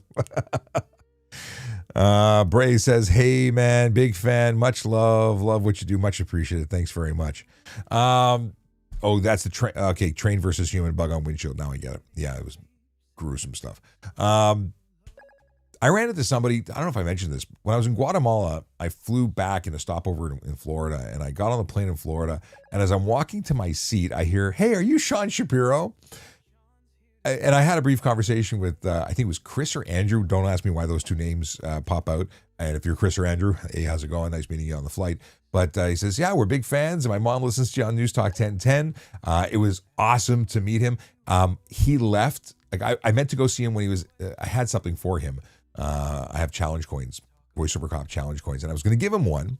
I still want to give him one, but I lost track of you at the airport. So we deplaned. I couldn't figure out who you are and where you went by the time I got off the plane, and missed that window. So if it was you, reach out.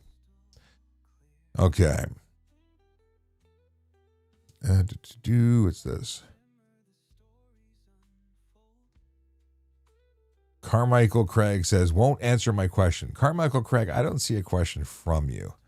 Maybe ask it again. How often do tort claims get filed with risk management for police civil rights violations? That's from Ida. I don't know.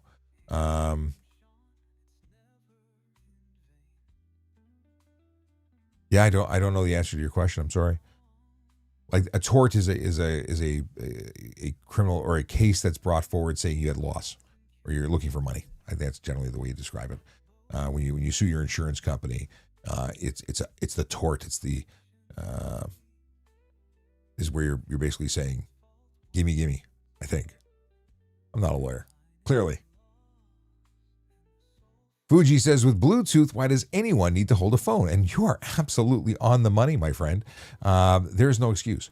If you talk to your phone, it will dial. It will set your destination in the GPS. There is no reason to type to it, and it will give you all voice commands. You don't even need to look at it. You could listen to it with a headphone. You could have it on speaker. There ain't no reason to touch it. User lots of numbers says, if at a red light and there's an advanced green, can you turn right if no cars, no pedestrians? If you're at a red light and there's an advanced green, it's not a red light anymore. It's an advanced green. Do you mean advanced green in the other direction and it's red for you? I need to understand your question.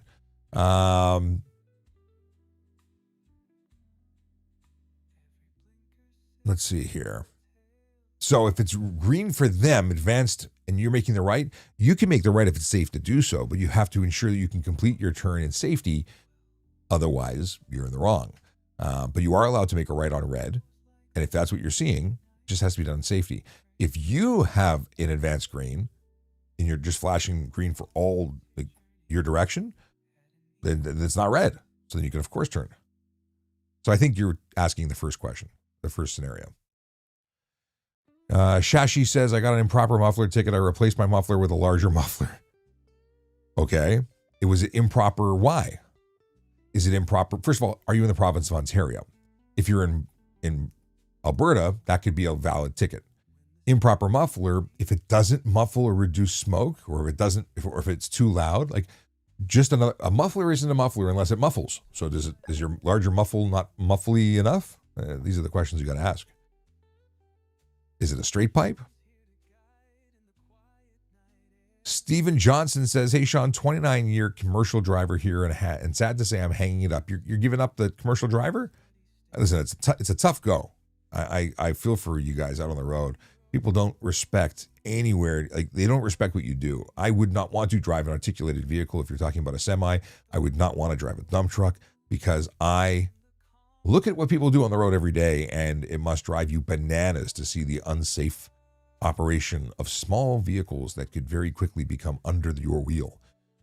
So if you're hanging it up because you're tired of it, enjoy your next career or retirement. If you're hanging it up because you can't take it anymore because it's bonkers out there, then I totally get it.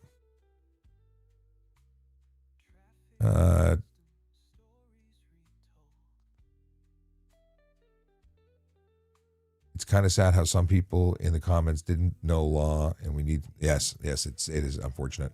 Not a firefighter says, yesterday a gasoline tanker passed our fire engine, lights and sirens, and in a no passing zone on a curve. Are you kidding me? Man, There is nothing common about common sense. By the way, not a firefighter. Thank you very much. I see that you sent a whole bunch of gifts, and that's very kind of you. Any gifts that receive on the channel go to the not-for-profit called the Canadian Organization for Better Traffic Safety and Education. Just letting you know. Okay, I got to wrap it up soon. An hour and a half. I'm about 30 minutes longer on the live than I planned on being. But you know what? I missed yesterday's, so you're getting the extra long to make up for it. Let's go down here. Oh, Mark Tomaszewski says, my sugar levels are seen on my phone. Sorry, when my alarm is going off, I need room to check. So you're talking about it's a medical reason why you can articulate that. Like as a police officer, if I was pulling you over because I saw you look at your phone and it wasn't in an appropriate mode, but you could say, look, I have a transmitter on my arm. An alarm went off. I can verify the date and time of that alarm. I pulled over to look at it, or I looked at it because if you don't manage your sugar, you could be in an emergency situation that would be. I think that even if the cop charged you, I think you would get off in court. I don't think you'd be convicted. Is it specifically permitted? No, but I think you have a story that would be sufficient because you can prove it, because the alarm would be logged, right? And it would coincide with the amount, like it would just make sense. I had someone get off a ticket. You're going to laugh. Telephone. I'm watching them. I know they're on their telephone. They testified that they were holding their wallet in their hand, driving with their wallet. Absolutely full of crap, a lie, a bold-faced lie. And they got off in court. What can I say? What can I say? You know, sometimes a crappy story is as good as a really good story, but your story is legit. All right. What we got here? Bray says, hey man, big fan. I think we already saw Bray, but thank you again, Bray. Vars19 says, your lives and videos make me very sad. Why? What is it sad here? We had people who got money.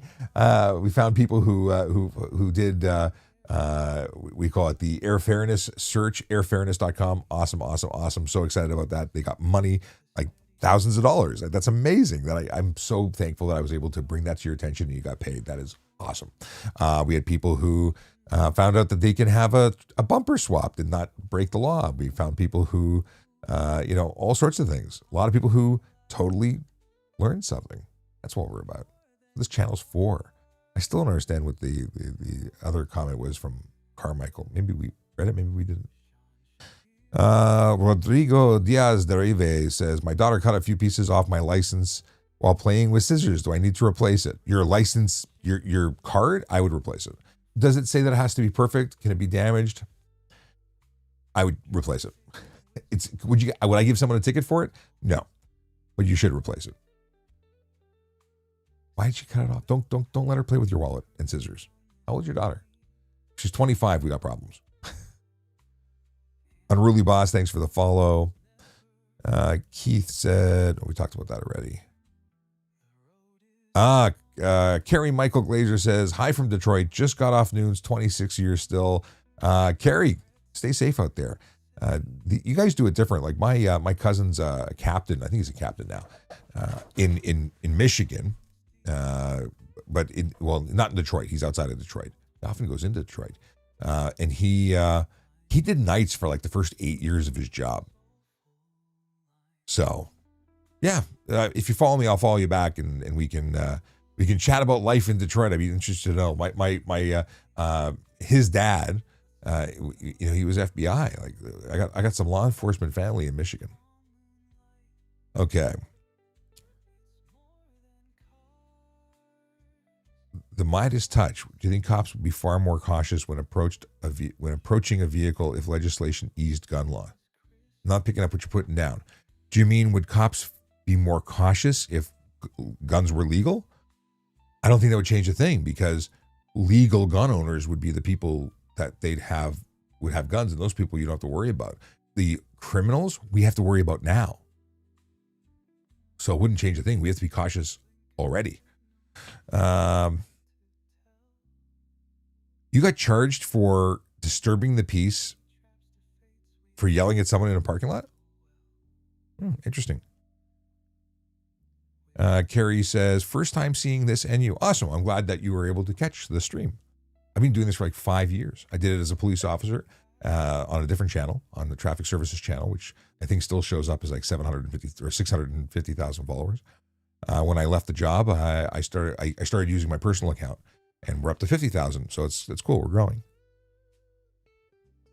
Can you drive someone else's car that has no insurance, but you have insurance? No, the vehicle must be insured, not the person. So you have insurance does not magically insure the vehicle. The vehicle must be insured. Tort is civil. Thank you, Carrie. That makes a lot of sense. I remember when I had I hired a lawyer to fight something or to represent me in my crash, because I was in a crash that where I was injured. It was the tort. So I'm applying that logic. That makes a lot more sense the way you put it. Thank you. Will Jacob says, I'm a guy in my mid-30s starting police academy on Monday. Wow. Office worker my whole life. Any advice? Well, first of all, where are you? Will, I'd love to know. Are you going to are you in Ontario? Are you going to Elmer? Or are you somewhere else? But the blanket advice, regardless of where you are, is don't forget who you are. Don't give up your non-police friends. Don't give up your non-police hobbies. Don't get consumed by it. And as much as it is a career and a calling and the best job in the world, know that you're allowed to be human.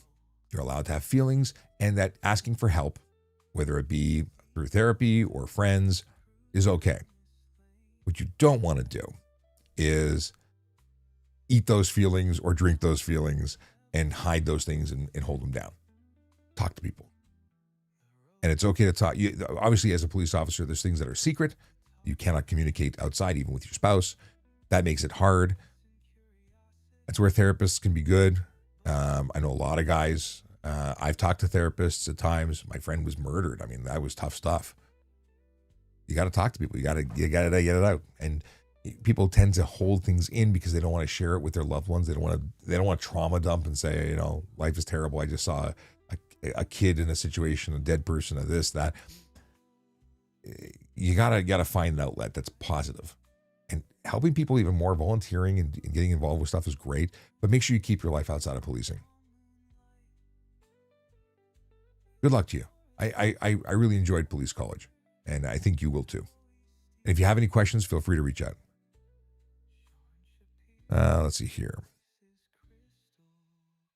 Hotpot says, I test drove a Facebook car and the owner said it was insured, but she lied and I got it. You can't get a ticket. You don't own the vehicle.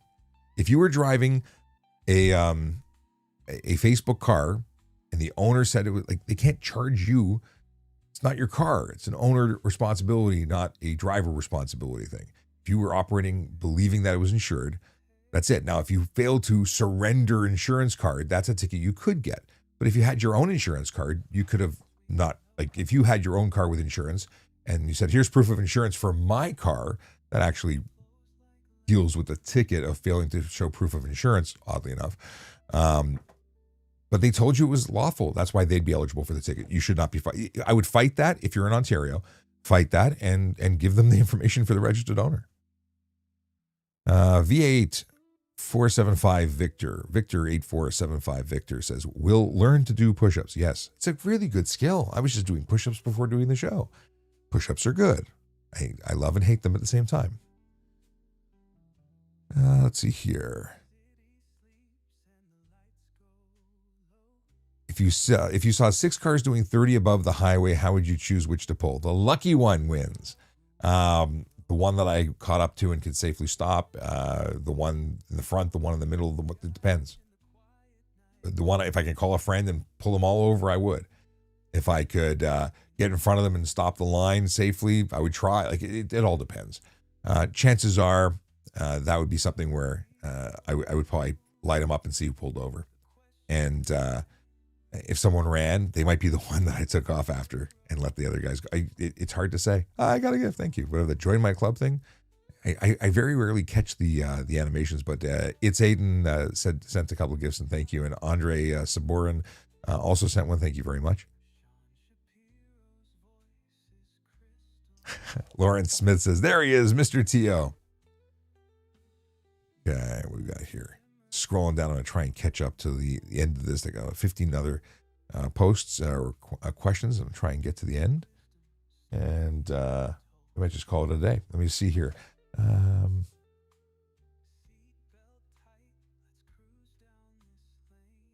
Ipsic Girl Gold Crusher says, thank you for sticking around. I have not been able to catch your show in a bit with my shifts. Understood. I want to talk to you more about Ipsic. I want to get back into Ipsic. I used to be an Ipsic shooter. Now I can hardly get out to train and on a regular. I miss it. H. Coulterman says, can we talk about lane splitting in Ontario? What is actually allowed? As a car driver, I hate the fact that motorcycles are speeding by me out of nowhere. It seems so dangerous. It is so dangerous. It's not legal anywhere in Canada. It is, at very least, it's careless driving. At worst, it's dangerous, criminal dangerous driving, probably meeting stunt driving in the middle. Not safe, not legal. The only and people say, well, it's legal in some places, not in Canada. The whole of Canada, it is not legal. Now, talk about the states because everyone says, well, it's legal in the states. It's legal in 5 states, Hawaii being one of them. Arizona, I think, is the other. California, Florida, it's 5 states. Everywhere else, it's illegal. Yeah, not good. Even in California, where it says that it's legal, it's acknowledged. Like if you go to the California Highway Patrol website, it says it's unsafe. It says it's dangerous, but it's legal. So take caution. Speed differential is possibly the biggest contributor to the reason why it's so unsafe. Also, do you watch how people drive? Half of them are on their cell phone. A motorcyclist going down the middle is really putting their life and everyone else's at risk. And it's one thing, because I got to tell you, lane splitting versus lane filtering, low speed, walking speed, getting to the front of the line, trying not to be the bumper in the back. I really don't have an issue with the slow speed, just trying to not, because you don't want to be the bumper. You don't want that person, that bozo who's on their phone to ram the car in front. Well, if you're the motorcycle, you get smushed. So a lot of guys will go in between the cars to get a couple of car lengths up to give themselves a bumper buffer. I totally respect that. As a motorcyclist myself, I respect that. Driving at speed, however, I don't. Oh, okay. Ipsic Girl, send me a message. I'd love to know what's going on with that. I think I may need to requalify for my black badge. I did it, I think, because I haven't done a shoot in a period of time that I have to renew, which means I might need to do it again, which is, don't threaten me with a good time. 1,300 rounds downrange. I imagine we didn't even need 1,300 rounds, but they told us bring 1,300 rounds to do the black badge qualification. I had the best time. Best time. Yeah, DM me. Let me know what range you're at. I think my range is still doing active IPSC stuff. Okay.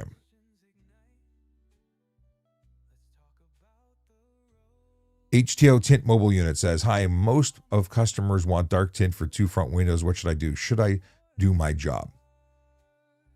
I understand that you, as a tint installer, have a difficult situation. If you say no, somebody else will say yes. I know many tint installers will create a waiver saying, we acknowledge that this is not a legal amount of tint. However, the client is taking on all responsibility and claiming this is going to be a show car and not used on the road. Something to protect yourself, because I guarantee you it's going to change. The law is going to make you as the installer responsible eventually. It's going to, because something has to be done to change it. I had some lawmakers in Alaska, which I've still yet to respond to, who reached out because they're trying to pass the laws there. It's just a matter of time. We talked about it in Toronto about going after the installers under the current laws based on articulating how you have contributed to making the roads unsafe through your application of tint. But here's the deal. At least acknowledging it on paper and getting them to sign it with a copy of their ID and everything there, you can say, I warned him, I told him, he promised. He said he was going to tow the car and not drive it, and then he just drove away. I could not control that. Just like mechanics, they can't stop you from driving away with an unsafe motor vehicle. They try, but they don't have the authority to stop. But the difference is, if you have a broken vehicle or an unsafe vehicle, you take it to a mechanic, they tell you there's a bunch of stuff wrong with it, and then they say you shouldn't drive, and they say, screw you, I'm going. Well, you can't stop them. The difference is with a tint installer, you're applying the film. You're making it unsafe by the work you're doing. It's a really tough place to be. I would say that I don't install anything darker than that on the front. And, I'll sell you the tint. You can apply it yourself, but we won't do it. And you can do it. You can be up and up on that. You might lose some money of it because of it, but that's a you situation. It's Aiden sent a whole bunch of gifts. Thank you very much, Aiden. That money goes to the Canadian Organization for Better Traffic Safety and Education. Thank you. Okay. And you have a question. I see it there. It's Aiden says, hello, I'm visiting Alberta this summer. Will my G1 allow me to drive on the street there? So technically speaking, your G1 is only valid in the province of Ontario. However, most provinces will accept it if you follow all the conditions of Ontario. So you have a G1, that means you have to be supervised by a qualified G-class driver or the equivalent. But it's generally a bad idea. If you're visiting and you're a G1 driver, you're just learning how to drive, and you shouldn't be doing that while vacationing or temporarily hanging out there. You should be focused on learning how to drive in a place that's comfortable and you're familiar with. So you shouldn't be. I would check with their local authorities before doing anything. Now, in Alberta, I think you can get a learner's permit at 14 years old. Now, here's the funny thing. Reverse the situation. If someone from Alberta, 14 years old, came to Ontario with a valid learner's permit, could they drive in Ontario? No, because you have to be 16. So even though they have a learner's permit, we wouldn't allow them to drive here. Twin C wants to know, what else do I need to know before buying a used vehicle? This is there's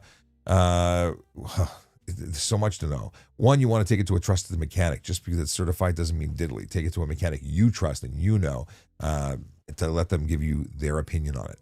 You need a used vehicle package, and I would suggest going to a company that does a proper background check on the vehicle, which is what's the Carfax. I have some friends who left the Toronto Police, retired, and went to work for Carfax, and I think that Carfax is the bee's knees with knowing everything that happens to a vehicle. Crashes and history that you don't think exists when they do the report. Best $25 or whatever they charge, period. Ed Fleming, brother, how you doing? He says, hey, Shep, popping in for a quick visit. Love your lives. You're a plethora of information.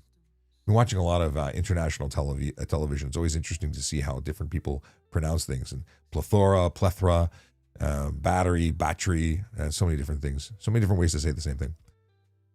Lukey Pookie says, how come people can drive 100 kilometers an hour on a posted 80 kilometer an hour highway in Ontario and 120 on a 401? It's because they haven't been caught. It's triage. It's not legal. Speeding is speeding. D-Saw says, I think you should have just stayed a cop. You know what? I'm always going to be a cop in my heart. I just don't have arrest authority anymore.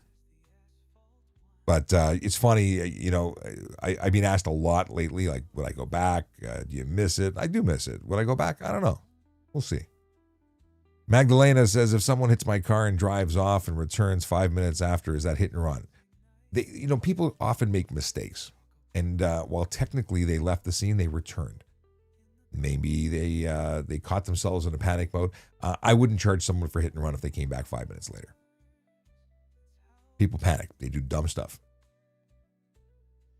It's Aiden says, I had a police car go through traffic to the front of the line at a red light with no siren. I had a police car go through traffic to the front of the lane at a red light with no siren. I'm not following.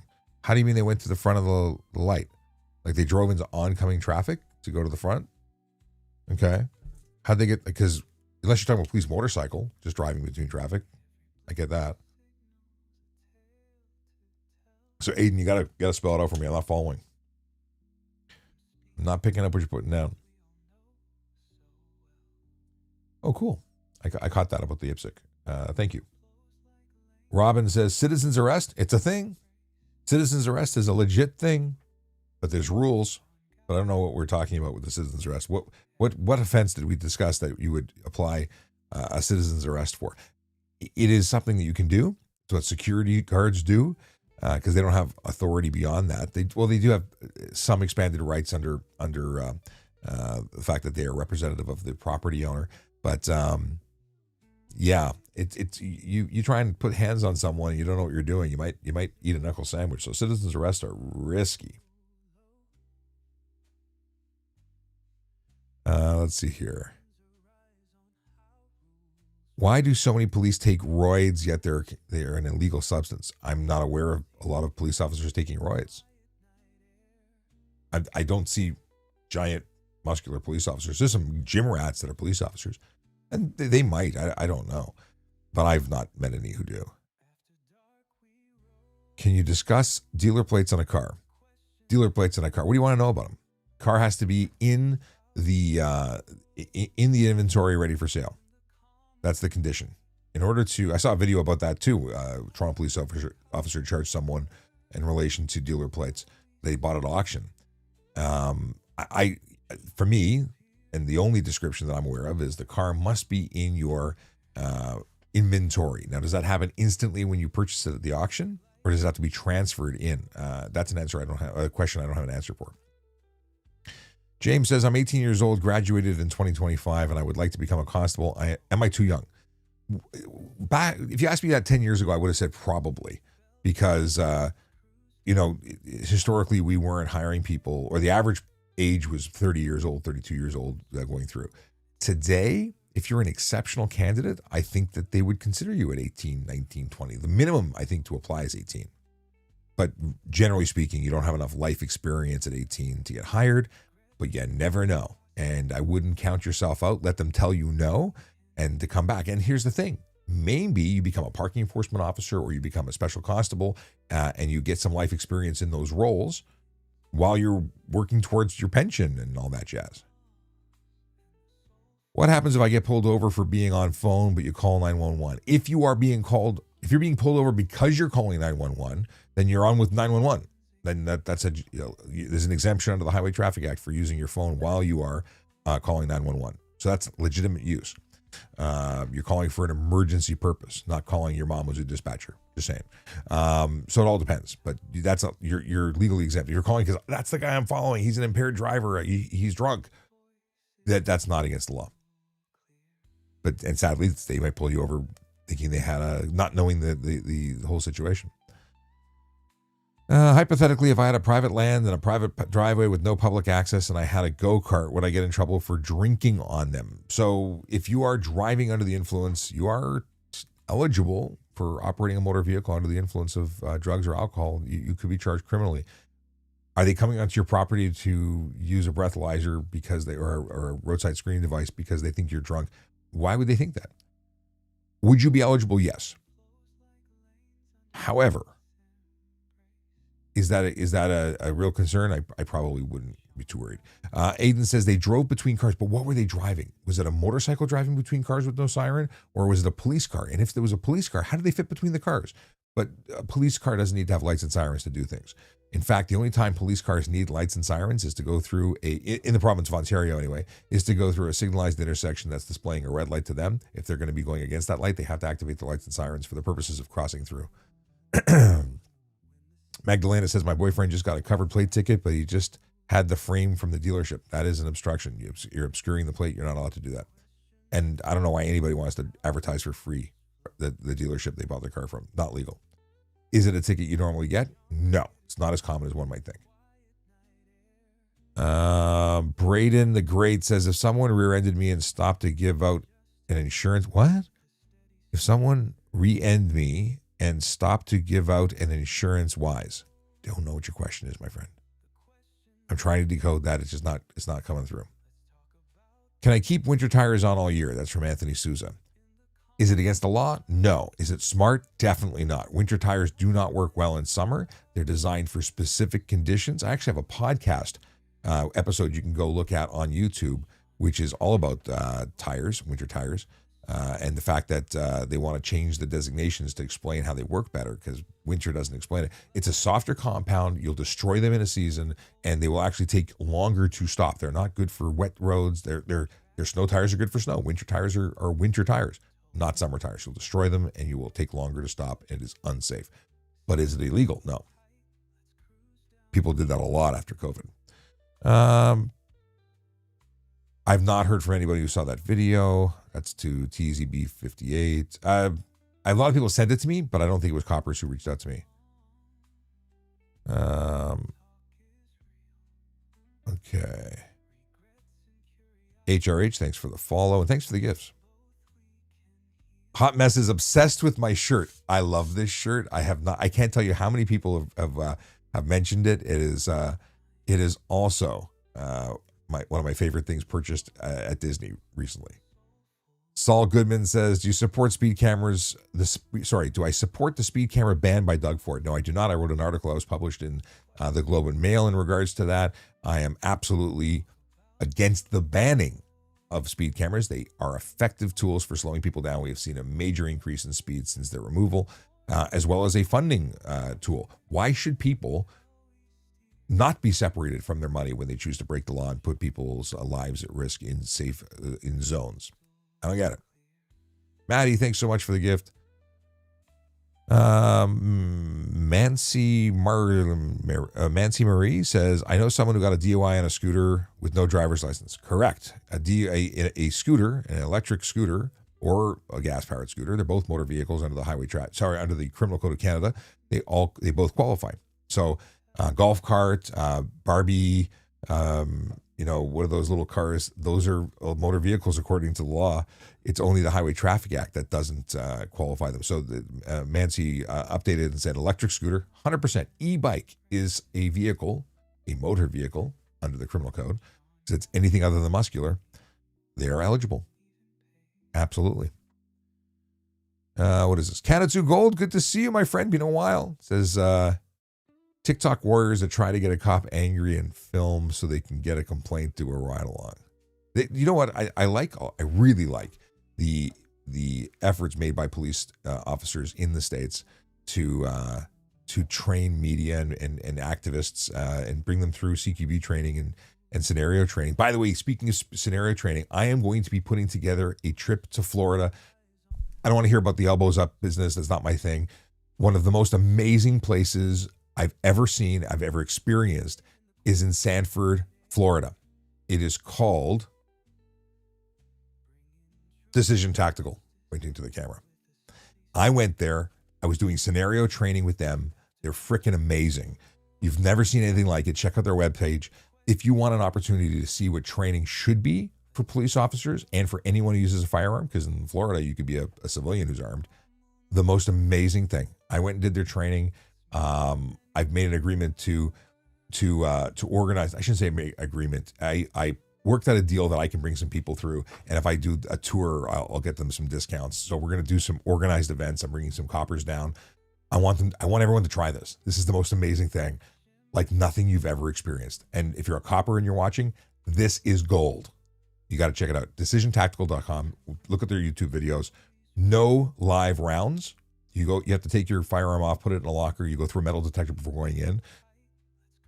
Safe is safe. It's a bar and restaurant at night. During the day, it's police training. At night, they have it's like a Disney park for people who like guns and target stuff.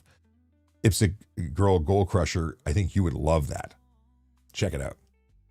But there's nothing like it anywhere in the world. I could do a whole show just on that. And maybe I will. Let's see here. Chase wants to know if you can, if a cop can radar you if you're coming up on them and you and the cop are both driving in this scenario. Yes, we have moving radar. We have radar and we have antennas to the front and to the back, and we can find you coming up to us, passing us, going the other way. With laser, you can get us coming up to us or going the other way. Both are absolutely measurable. 2 hours. We're about to hit 2 hours. Drinking and driving is a criminal offense. Over 0.08 BAC is the HTA offense. It's 0.05 for HTA. It's 0.08 for criminal.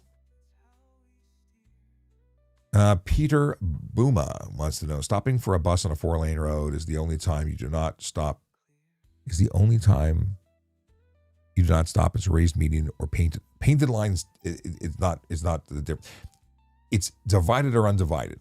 So what qualifies as a divided highway? My best example is the Highway 401. It's basically a one-way in each direction. Even if it had a curb for 4 feet, that does not make it divided. It has to be a truly divided road.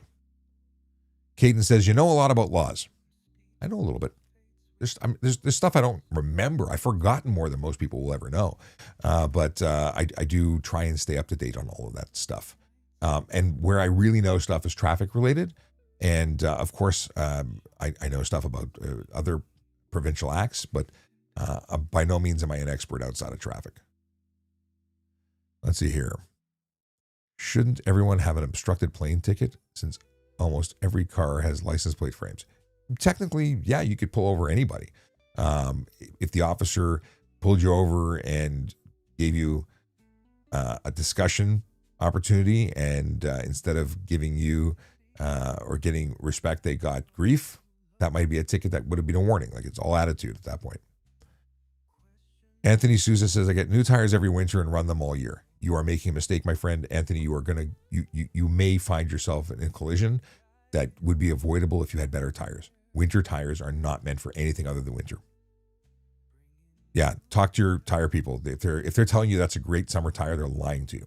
If it's a good rain tire, they're lying to you, which doesn't make sense because tire people know lots of stuff about tires. And if they're telling you, like, people think it's a soft rubber compound tire and think with a racing concept that, oh, it must be like racing slicks or something, totally different compound.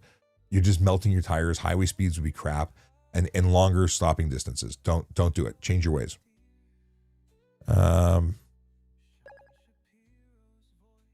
Braden the Great says, I mean, if they hit me in the back of my car and stop to exchange information, is that illegal? They hit you. Now they're legally obligated to exchange information. If it's less than $5,000 between both vehicles and damage, then they can exchange information and go on their way. If it's more than $5,000, you're obligated to report that collision to police.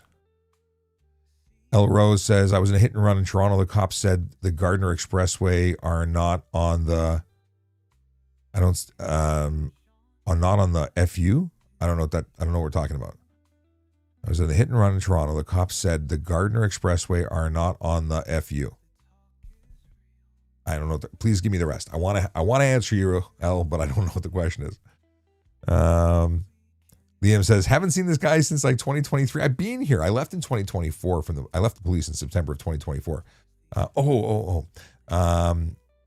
Yeah. So 2024 in September I left the police, but I nearly immediately started doing this on my own just to reconnect with everybody and say hey. So Liam, follow. We do this. I tend to go live. I tried doing it every day. I can't do it every day, but you can generally get me Tuesdays at 10 a.m. and then Wednesdays at 9 p.m. The biggest Erm says, you going to pull someone over for not having a front license plate displayed, or is that a slow day? I'd pull them over every day for that. I used to pull people over all the time for that because everyone knows they have to have it. It's a requirement. If you're not doing it, what else are you not doing? It's the entryway into no insurance, no license, like drugs, alcohol, guns. Like it's called a heat score. You are inviting me to investigate you by not having a front plate. So if people want the intention or the attention, then they're doing it. Were you a Toronto cop?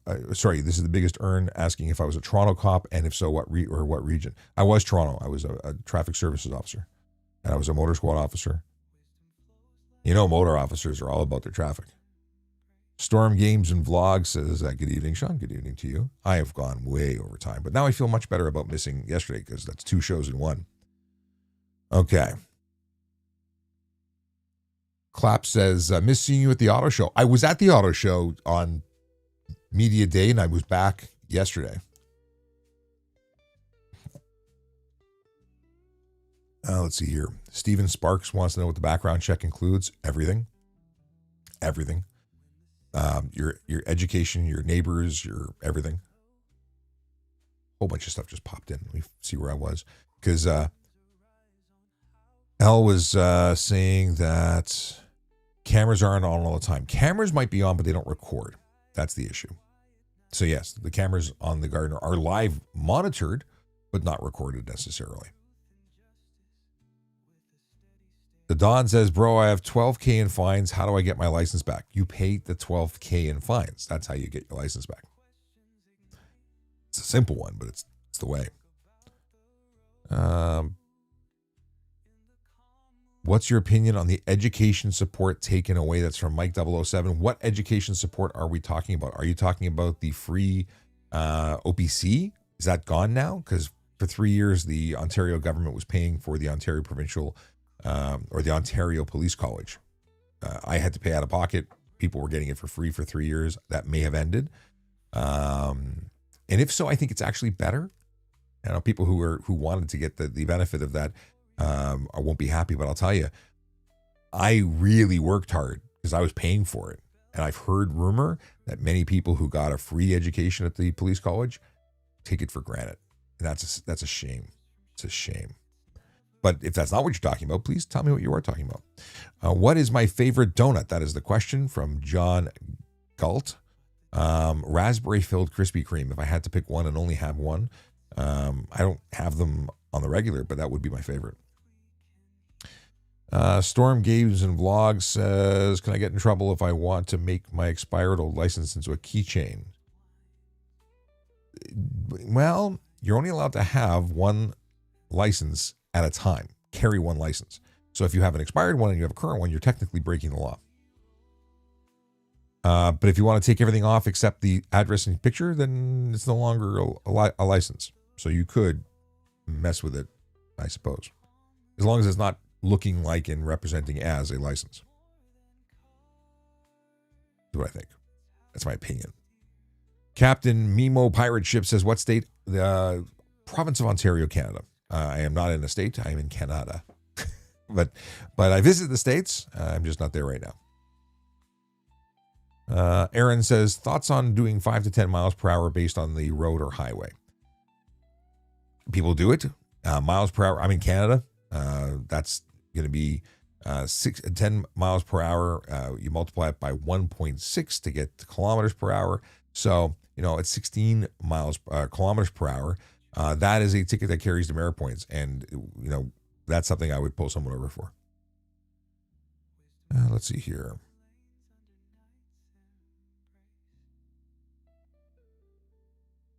Also, but the background check from Steven Sparks, driving history is a huge thing. Huge, huge thing. Zane in the live says, most bizarre thing you came across while being on duty. Yeah, I don't think that's for TikTok's ears. Lots of bizarre stuff. Lots of bizarre stuff.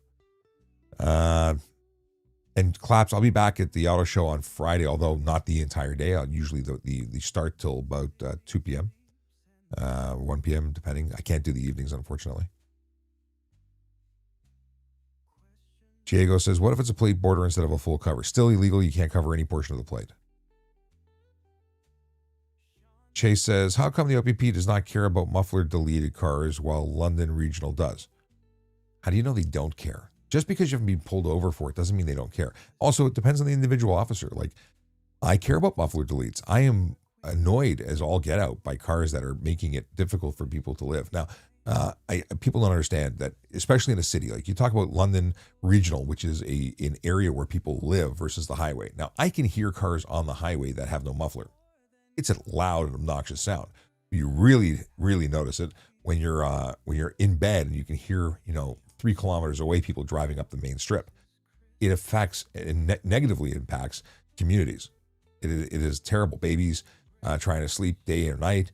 People trying to work from home day or night. Like, not cool. But I would ticket anybody that I saw with that, and I would aggressively ticket anyone that was doing high speed baloney with a straight pipe, because it is so obnoxious. Nobody likes the sound of your car. And if they do, they haven't listened to it long enough. And I appreciate a muscle car with a good rumble, but no pipe, like a straight shot, it's just miserable.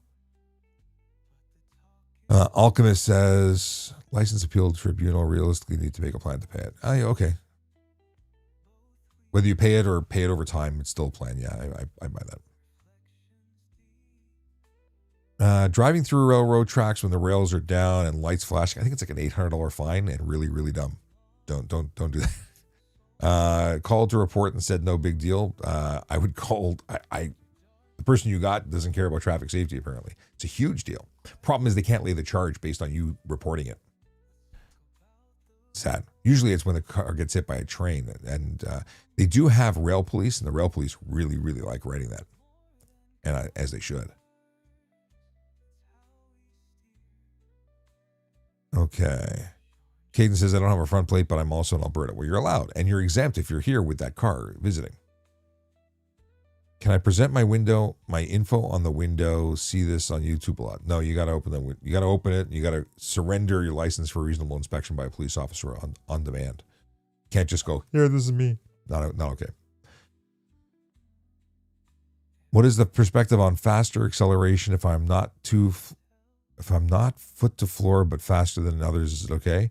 It's all in the interpretation of the officers. Are you 0 to 60, breakneck speed, or people jumping out of the way? Could be careless driving, could be stunt driving, could be, depends. How long did it take you to get into traffic enforcement? So I had a strange story because I started with policing as an auxiliary and as a court officer, and then transferred to, and actually asked to go directly from the police college to traffic, but they put me in a division.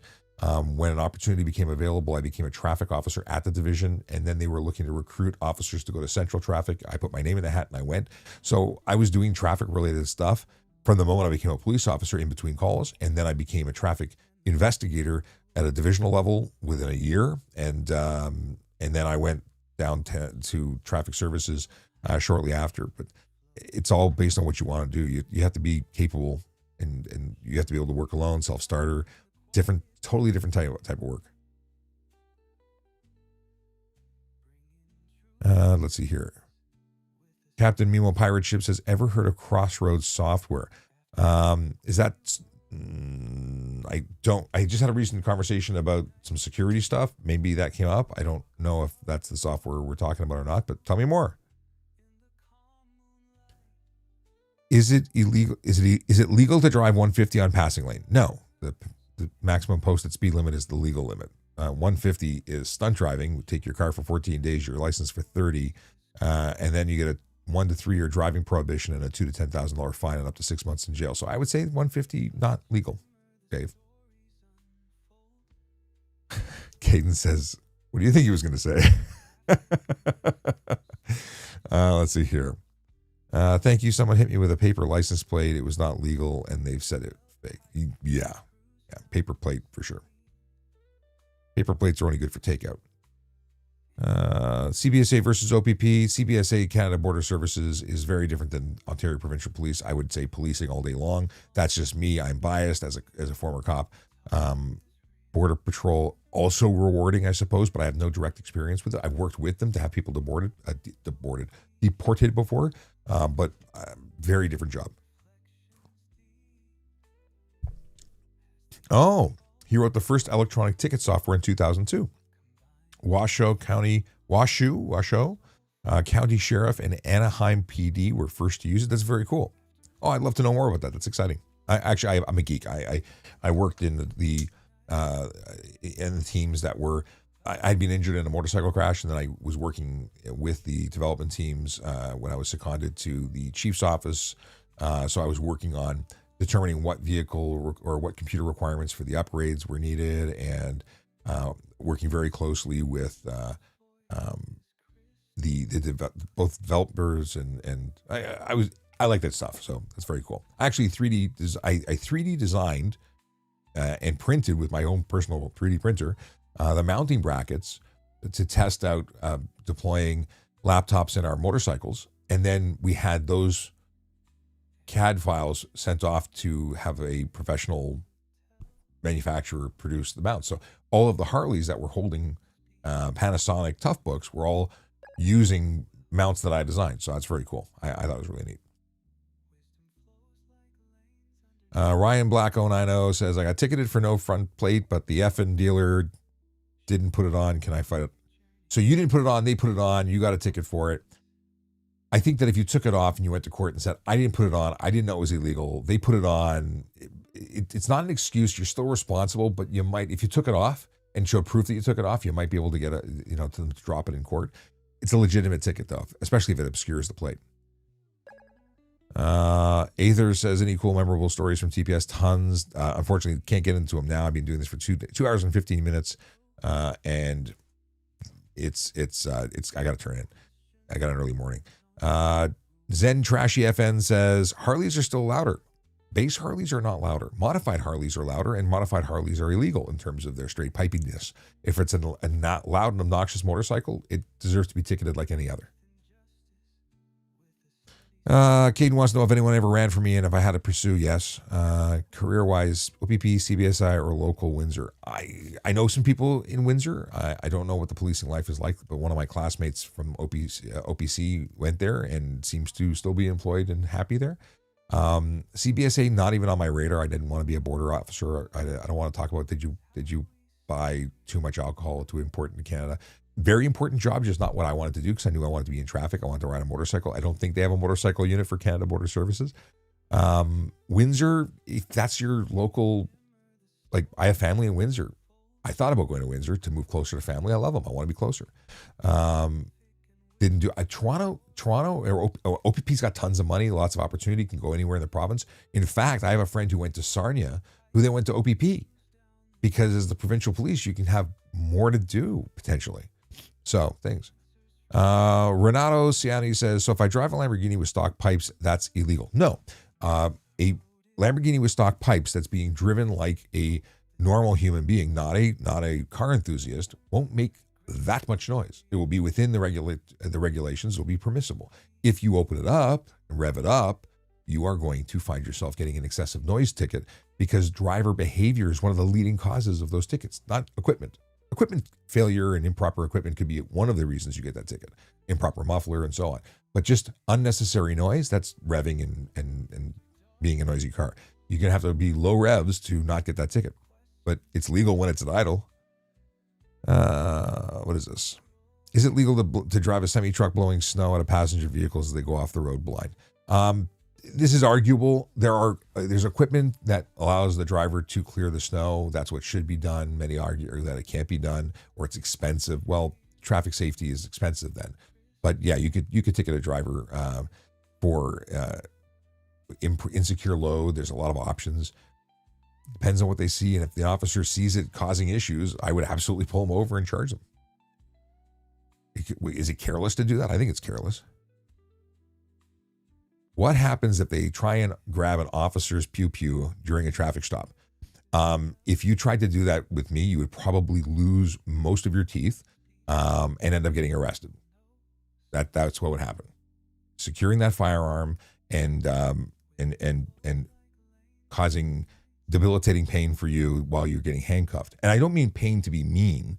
Pain because it's distractionary strikes so that I can get you handcuffed and arrested while also maintaining control of my pew-pew.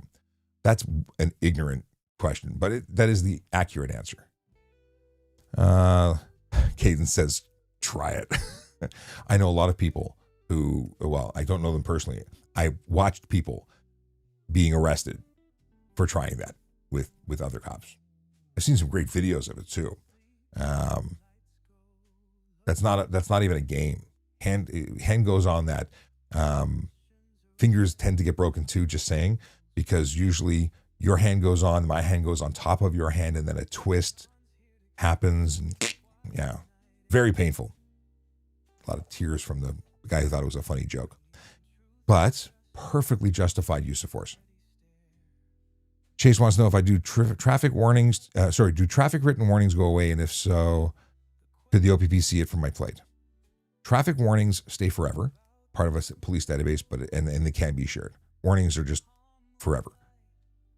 Captain Memo now I'm thinking it might be Captain Memo pirate ship.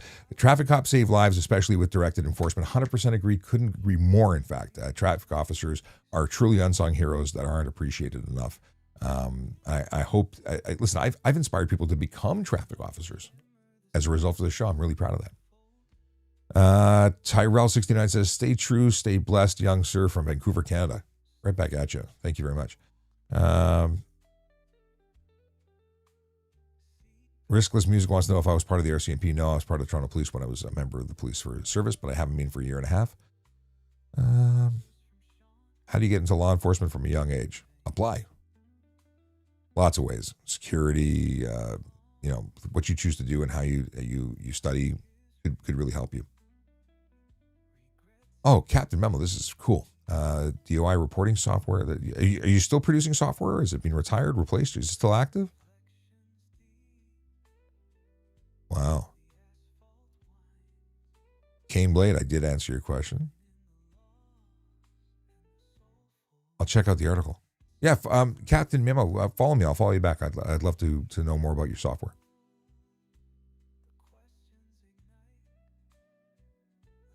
Mohammed says, "What size tampons do you get to be upset by exhaust noise? If you don't know the negative impact you're making with loud exhaust, well, how could you know? You're in the vehicle. Douchebags, absolute morons, are waking up babies all night.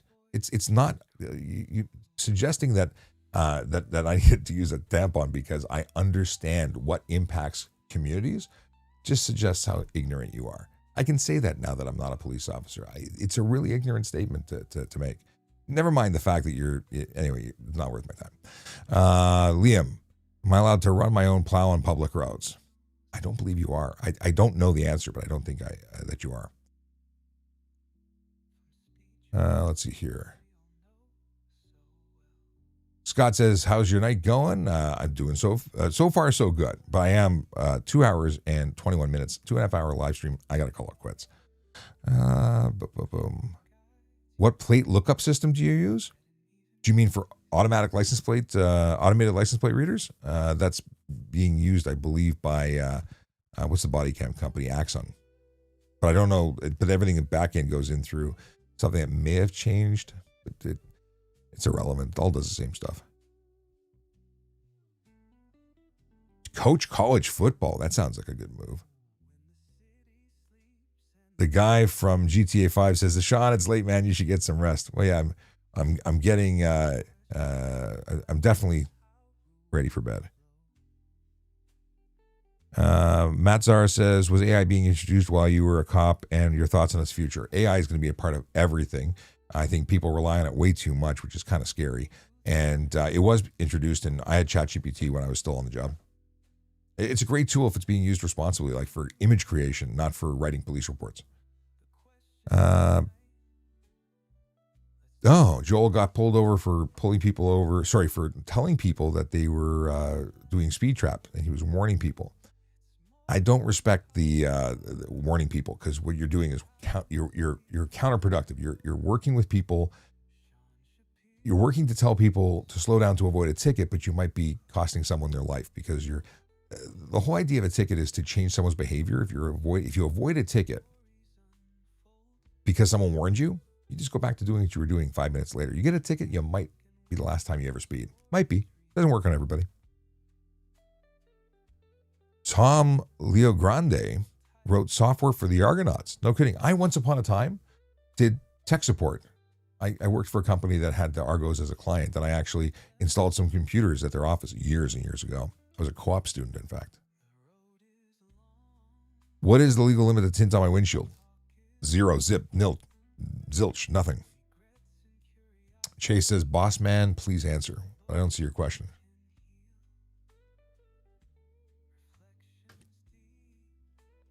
Speeding, it's not that, well, technically, flashing your high beams is improper use of your high beams.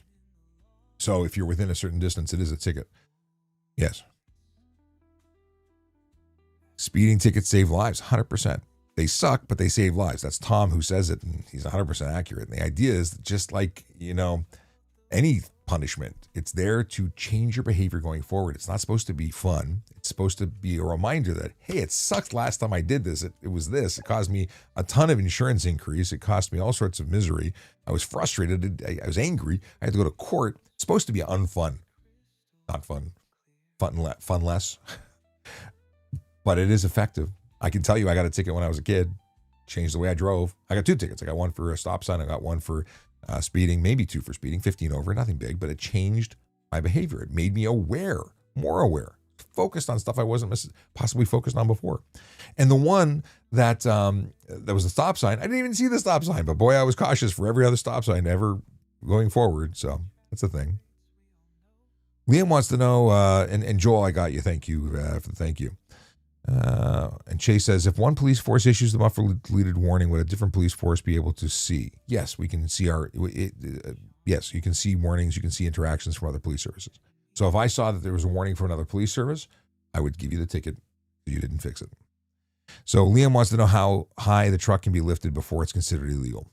So there's a certified, like in the light truck and passenger vehicle guide, the inspection guide, you can actually download it. I have links to it. If trafficcop.ca, go there and you can see it. You can download a copy for yourself. There is a couple of things: maximum lift, and then there's also maximum height from the center of your headlights to the ground. There's a low minimum and a high maximum. I don't know what it is offhand. You have to go look. And Crocs wants to know if lane splitting on a motorcycle is legal in Canada. It's not. And Chase says their car is loud and the OPP is behind them and doesn't do anything. Truth is, with Doppler effect, the people noticing loud cars are usually people farther away from you. A police siren at 100 kilometers an hour, you barely hear it more than 2 car lengths behind the police car because it's very much directional. You know that wow, that whole thing. It's a thing. Let's see here. The traffic analytics software Crossroads is unbelievable. NHTSA bought it for hundreds of agencies. Oh, right on. So we have 2. Do you guys know each other? Because Tom knows all about Crossroads, and the guy who wrote Crossroads was just here in the chat. And I look forward to chatting with you both. You guys sound like you're like finger on the pulse of all this. That's cool. I now feel bad that I don't know about Crossroads. Let's see here. Joel says, last question. Do you look for more tickets at the end of the month to meet a quota? No quotas. Never had a quota. I always had a personal goal of doing my job and not looking like a plug. So I always wrote tickets. Let's see here. So no quotas. Oh God, please don't tell me. Please tell me you're joking. Afif Hashmi says, can I take my baby out of the car seat if it's crying to soothe the baby? No. If that vehicle is in motion, if you're on the road, that child needs to be properly secured. The ticket for that would be insane, but even worse than a crying baby is an injured baby. So no, you leave the baby in the car seat. But no, I've charged so many people for that. Liam wants to know if they're allowed to have underglow. Depends how it's mounted. If you're projecting light outwards, you might be getting a ticket. But if it's really just reflecting off the ground, you're fine. If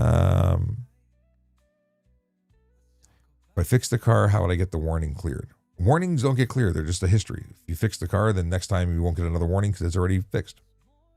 Got it, Tom. Now I understand. Do you watch live police chases in Los Angeles? I always see them live. I rarely have time to watch TV. Can an unregistered car be parked on a public street? No, it has to be plated. Is my understanding. I'm not a parking professional, but I get it. Lauren Smith says, you're amazing. Thank you very much. Have you ticketed anyone for using an e-scooter? Yes, I have. For various reasons, speed being one of them. So that because it loses its ability to be it's no longer, if it's capable of going more than 32 kilometers an hour, it's a motor vehicle. Then it needs to be insured, licensed, and so on. Am I allowed to own a decommissioned police vehicle that has a spotlight and push bar? It's questionable. The spotlight's not an issue. The push bar, depending on how it's mounted, could be an issue for safety. It depends. DUI should have harsher penalties. Yes. Croc says, can regular police look at driver's logs and bowl, or does Canada have their own DOT certification? What do you mean? We pull people over, we can inspect that. Yeah, we any police officer, any Ministry of Transportation person, anyone who's authorized to do it can do it. Okay. Oh, bill of lading. I'm not a commercial motor vehicle person, so I really don't have the right answer for you. Like, I never did it. One of the courses I always wanted. Need that flag in your background? Yes, I need to add a Canadian flag. Oh, Decision Tactical, Ipsic girl. It's Decision Tactical. I was talking about Decision Tactical, and I will be planning some trips up there. Okay. What does it show when you run a plate that has confidential plates? What's a confidential plate? Plates are plates. They're registered somewhere. We'll get a return. Yes. Joe Stogan says, aren't you in Ontario? It's 12:30. Go to bed. And on that note, I've done this for 2.5 hours. I feel like I've totally made up for not going live yesterday, and I will be calling it. Ladies and gentlemen, It's been an absolute pleasure to hang out with you. I am going to the auto show on Friday. If you're there, I'll be there from open till at least 1 o'clock. If you get a chance, come by the Toronto Police booth. I'll likely be in and around that area. So, somebody wants to know me to talk about the First Amendment, but they would not be realizing that I'm in Canada. So yeah.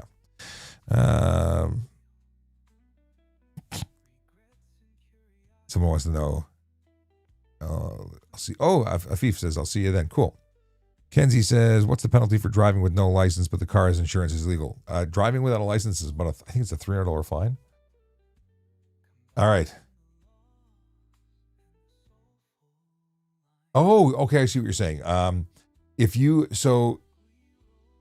When someone runs a plate that is associated with the, what's it called? It's a program. The name for the program right now, address suppression. It gets registered to the police station. That's the way it is. Tom, it's been a pleasure. All right. I am out of here. I won't be here for the rest of the week. I don't think. Possibly maybe streaming from the auto show. But that will be at the auto show. And we'll see. If I can do it, I'll do it. If I can't, I can't. But I will be here next Tuesday. And I look forward to seeing you then at a regular scheduled time, 10 a.m. And then next Wednesday night at 9 p.m. instead of 10 p.m. And I will definitely stop streaming before midnight. Have a good one. Drive safe, drive sober, and park legally because Aaron Urquhart will write you a ticket if you don't. Have a great one.